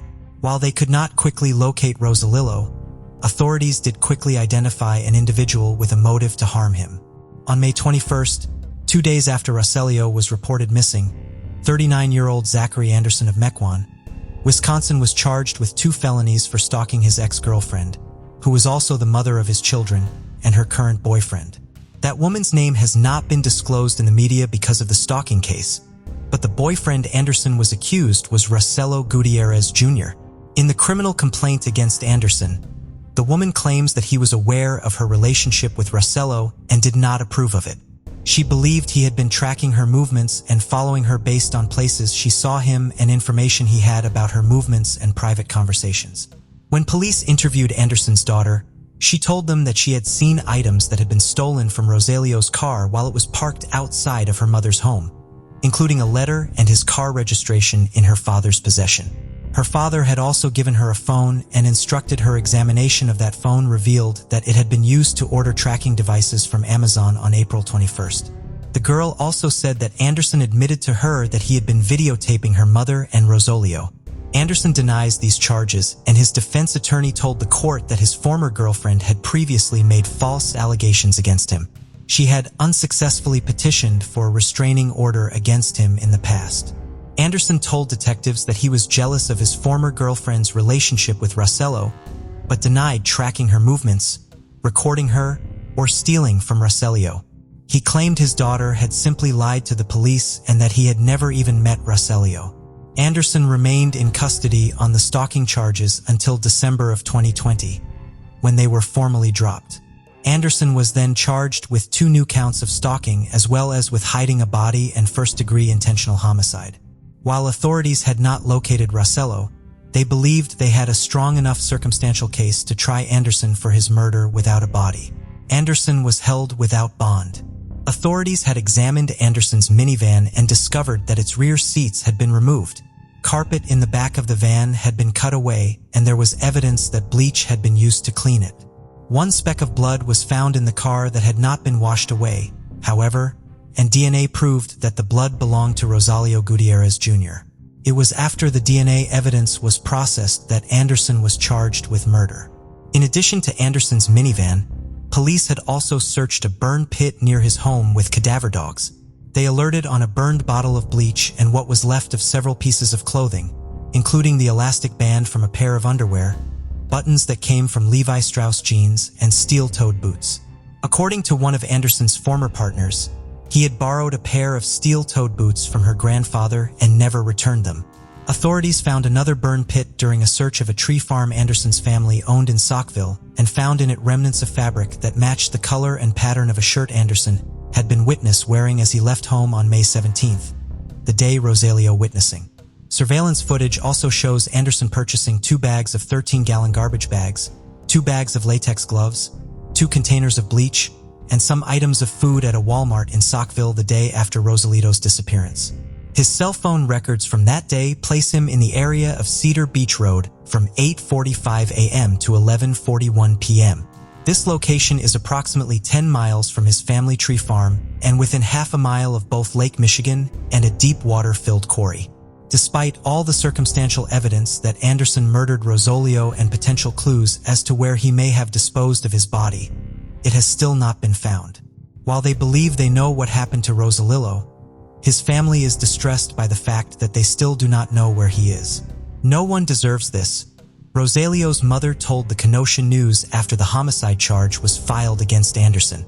"No one deserves for a life to be taken, and then, to make matters worse, not to be able to mourn over his body and give him a decent and Christian burial." Lisa Marie Zagar, born in March 1968, spent most of her life in Agawam, Massachusetts. As one of 4 children in a tight-knit family, she had a deep passion for music, playing several instruments, including the flute and saxophone, in the Agawam High School band. She also served as the drum major for 2 years. During high school, Lisa was an active member of the National Honor Society and the American Field Service, and she contributed to both the school newspaper and the literary magazine.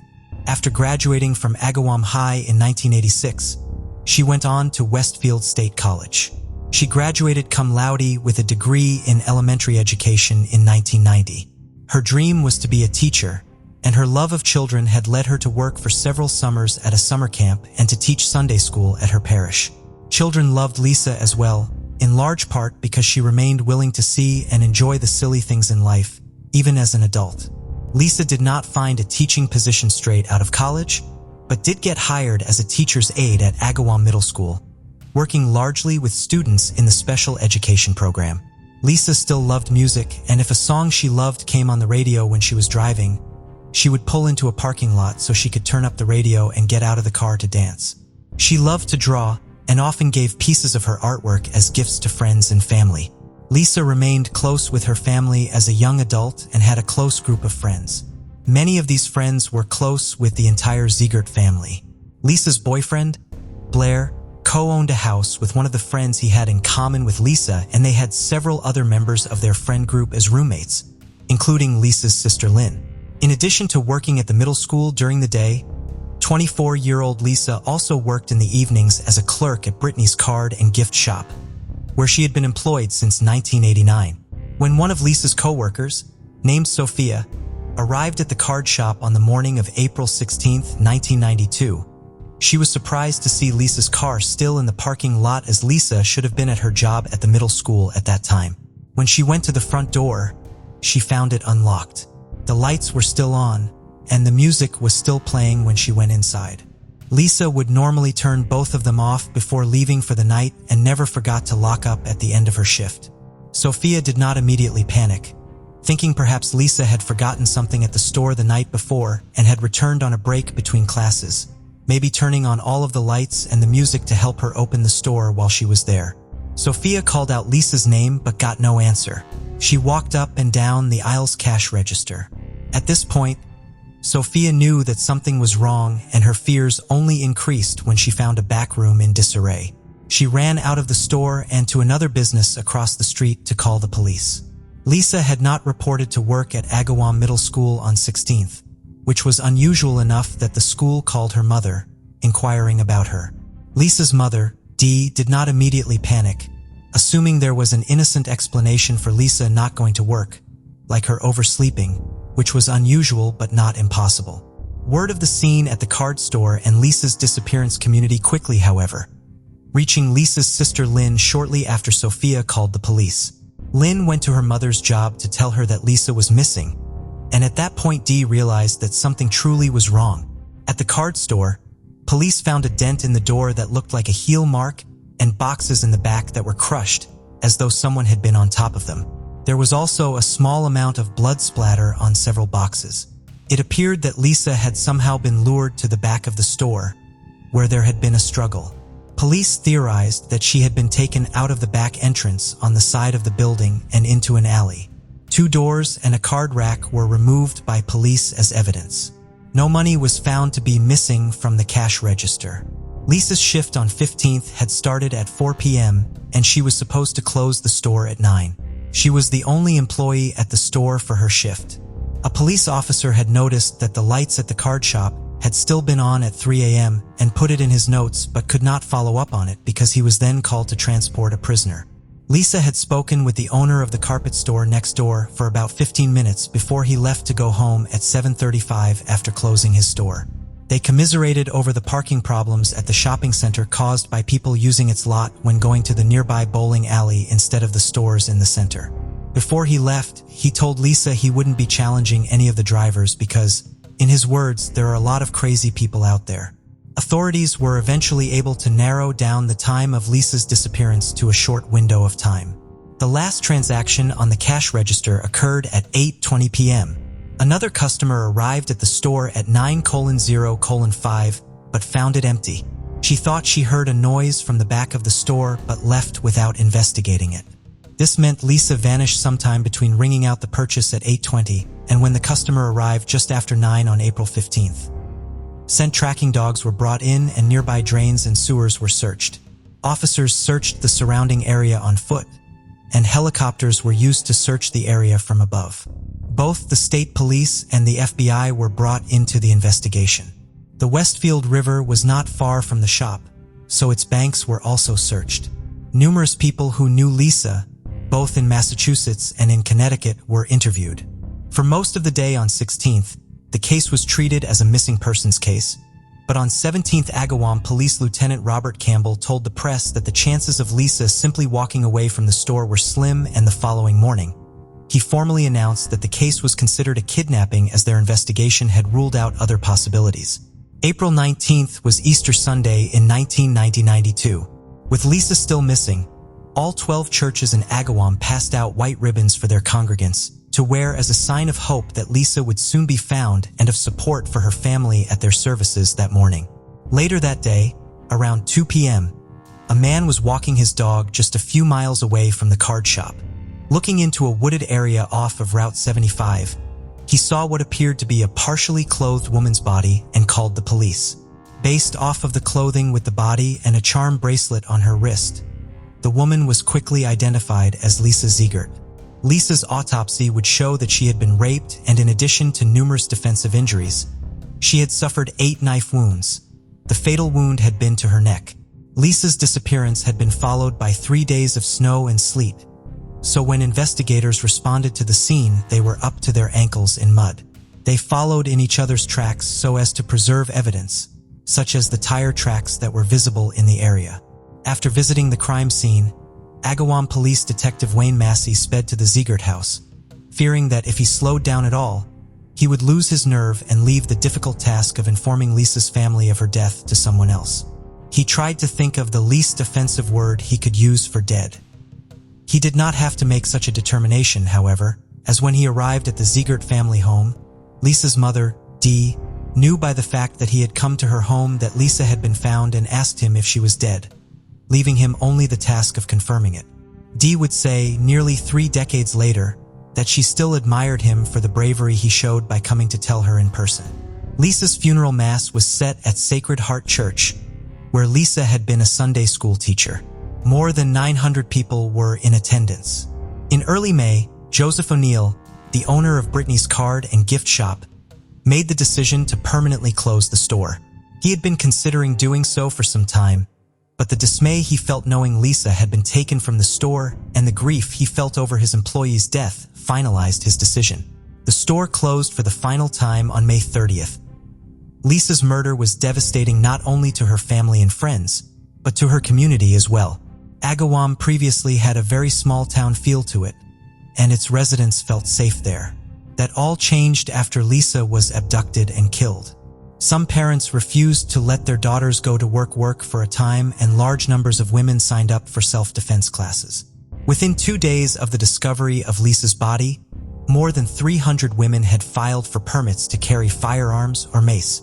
Local businesses began escorting employees to their cars when they left at night and eliminating single clerk shifts. Police also began offering to perform check-ins at businesses that were open late to ensure the safety of the people working there. All 8 members of the Detective Bureau at the Agawam Police Department were put on the case, and 8 other investigators from other agencies joined them. The FBI provided resources for the investigation, and the Connecticut State Police were brought in because the proximity of the site where Lisa's body was found to the state border. Lisa's case was being worked on nearly constantly, with investigators working shifts of 18 hours or longer, spanning every day of the week for several months. Community organizations and local businesses donated a total $5,000 for a reward for information that led to the arrest of Lisa's killer. A single source had been identified from the crime scene, While DNA science was still a relatively new tool in law enforcement, it played an important role in the investigation. While no one in the Zagar family or Lisa's circle of friends ever suspected Lisa's boyfriend, Blair, of being the perpetrator, he was investigated thoroughly by police because of his relationship with Lisa. He had an alibi for the time of the murder, and his DNA was not a match to that found at the crime scene.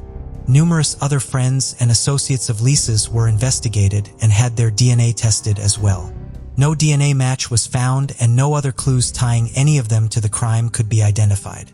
Investigators were flooded with tips.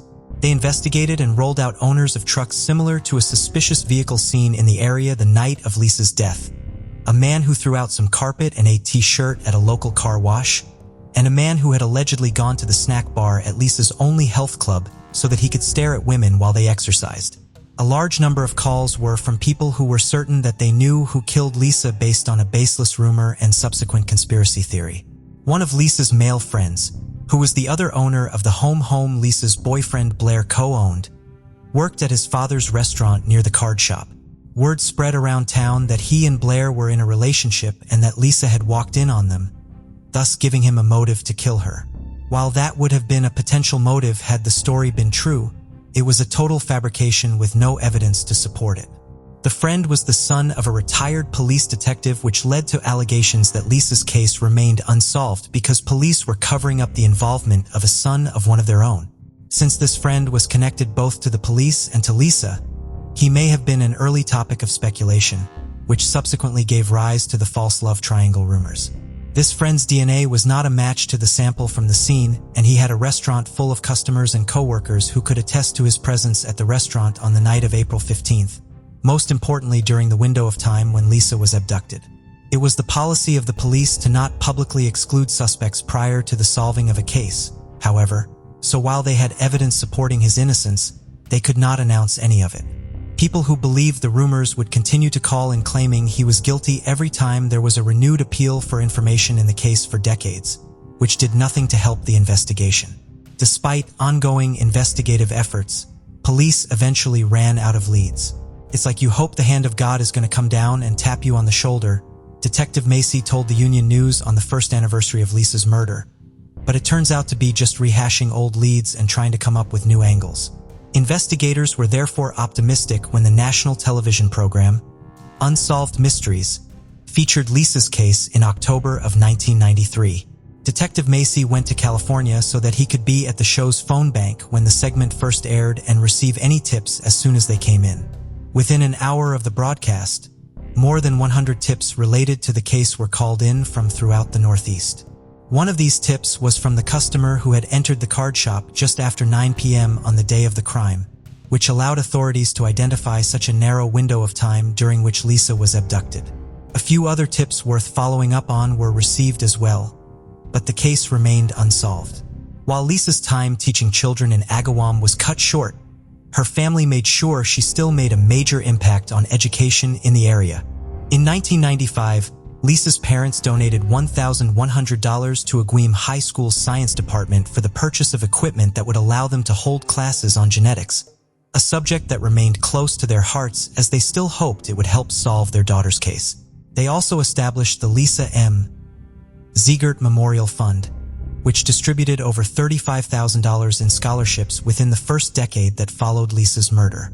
On the 10th anniversary of her death, the fund donated $1,000 to the children's section at the Agawam Public Library.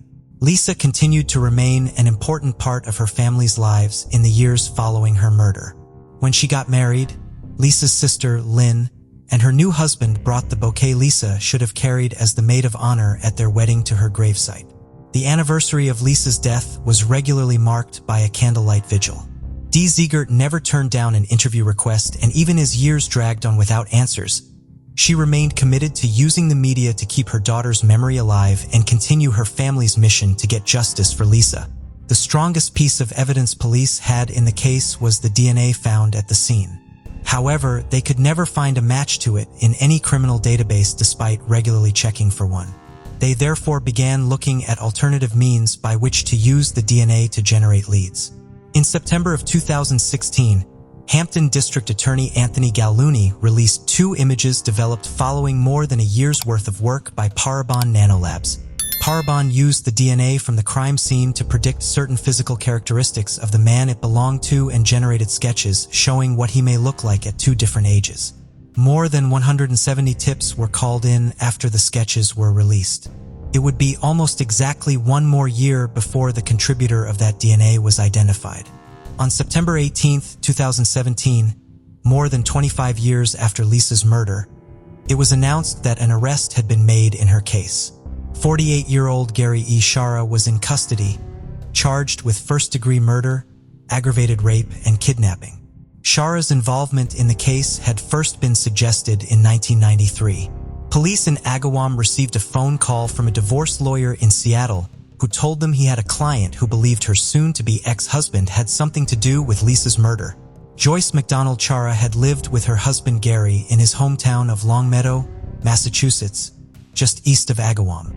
She claimed that he was unusually interested in the media coverage of Lisa's case and would hurry into the room whenever it was mentioned on the news and remained fixated on the television for the duration of the report.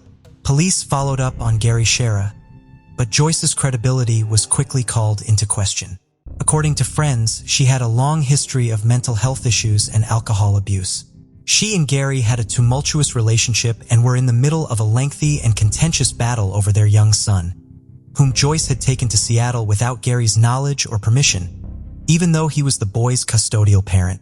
Because of the notoriety of Lisa's case, police had previously received numerous tips from women claiming their partners had been involved that turned out to have been called in following infidelity, abuse, or a breakup in the relationship. The circumstances surrounding Joyce and Gary's relationship raised concerns that this may have been one of those tips. Gary was contacted, but denied any involvement in the crime and investigators' requests for a DNA sample. A file on Gary Shara was created and remained in the case file. Shara did speak with investigators more than once about Lisa's case. Investigators compiled a list of men they had files on who had previously refused to submit DNA samples. Shara was on that list. In 2002, he agreed to a short interview but said during it that he wouldn't provide his DNA because he was afraid of cloning. Investigators spoke to him again in 2008. During this interview, Shara seemed very aware of the possibility of the police collecting his DNA even though he continued to refuse to provide a sample. He would not touch anything in the room, including the table, and refused the bottle of water offered to him. Following the creation of the forensic sketches by Parabon, authorities went to a grand jury in August of 2017 and obtained court orders compelling 11 men to submit their DNA for comparison to the sample from Lisa's crime scene.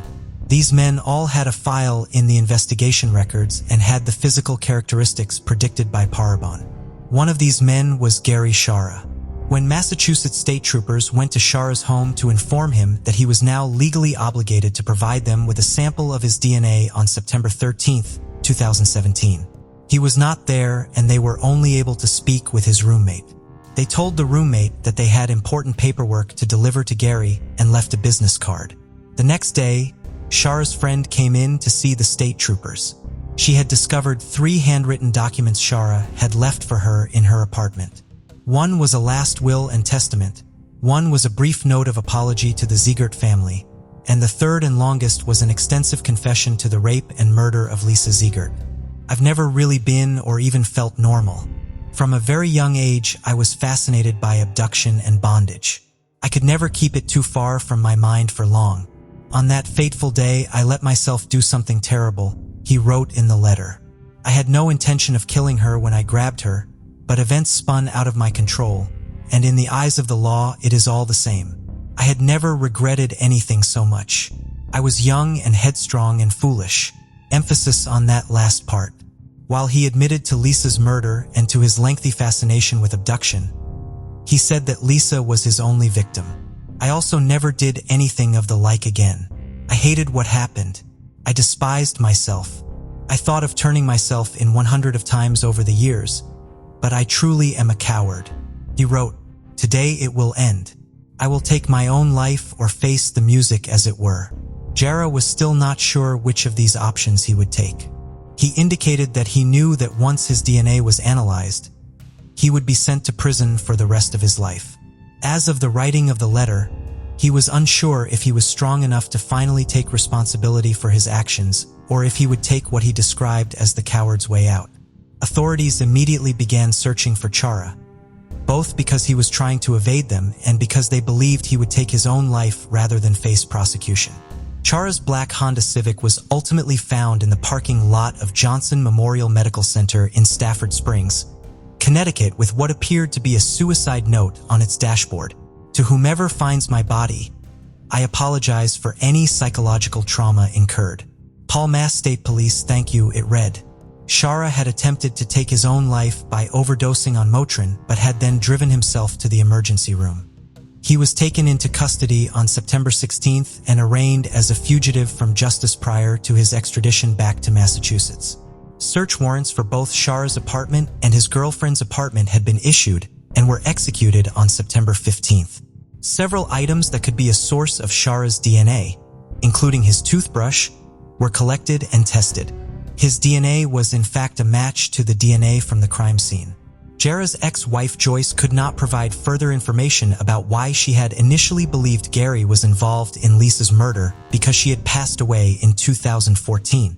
In court documents related to her divorce from Gary, however, authorities found an allegation by her that Gary had told her he could only have sex with her if he were in control and had a knife to her throat. Speaking to her family members, investigators also learned that Joyce had called her sister the day after Lisa's abduction, concerned by the fact that her husband had come home very late the night before, full of nervous energy and covered in scratches.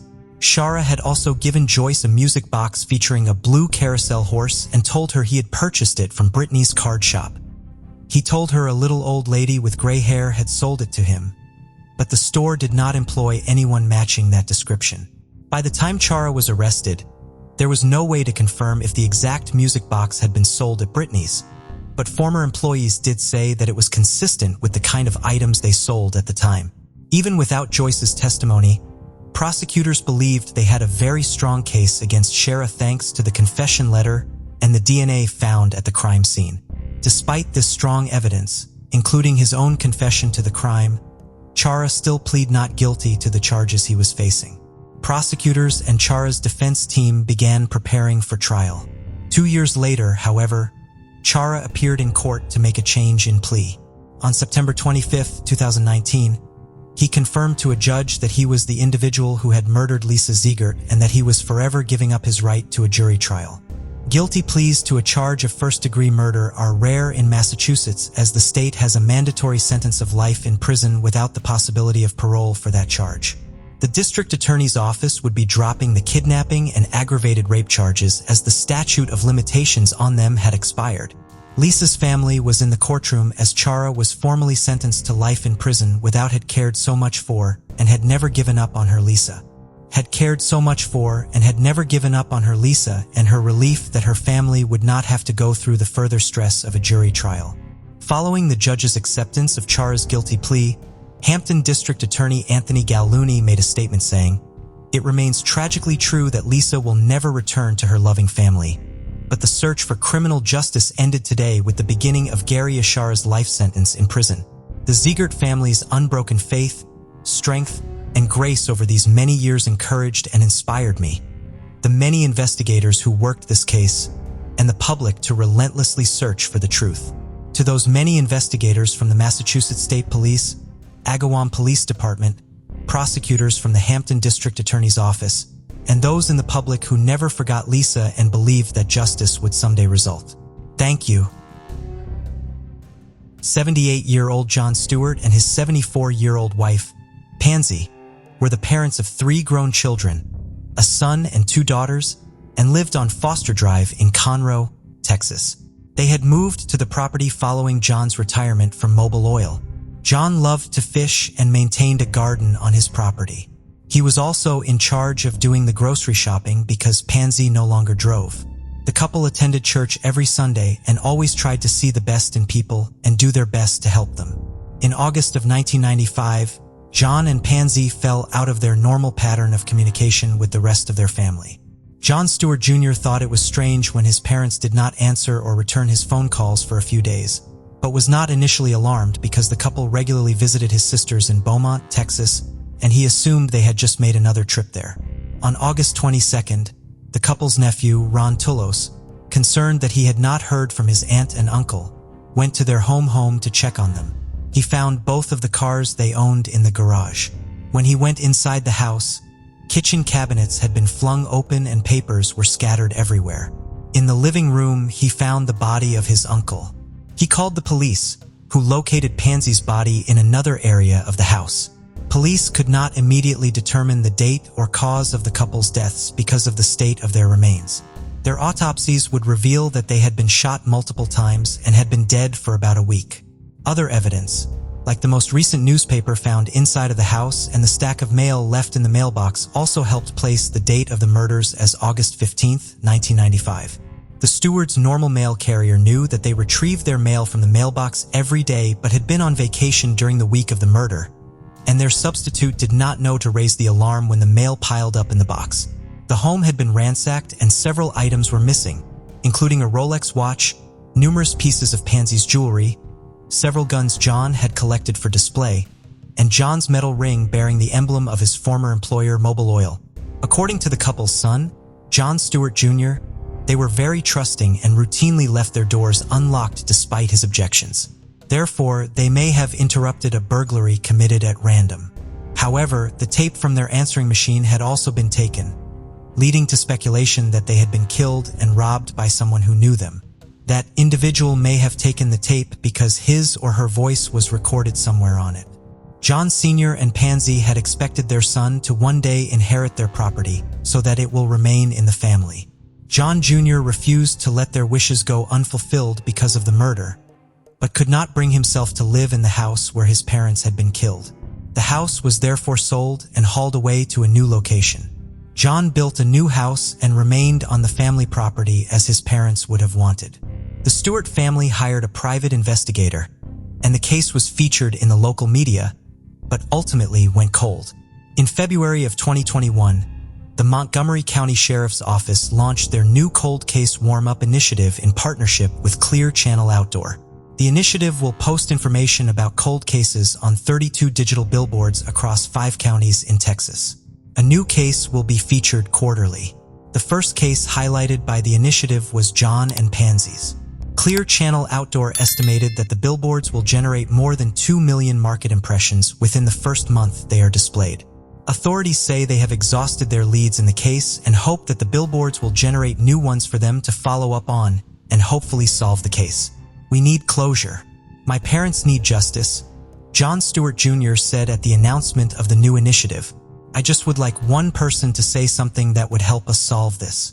Thank you for joining us on this journey into the depths of unsolved mysteries." Cold cases not only challenge our understanding of the past, but also ignite our curiosity and determination for answers. Remember to subscribe to stay updated on our latest investigations.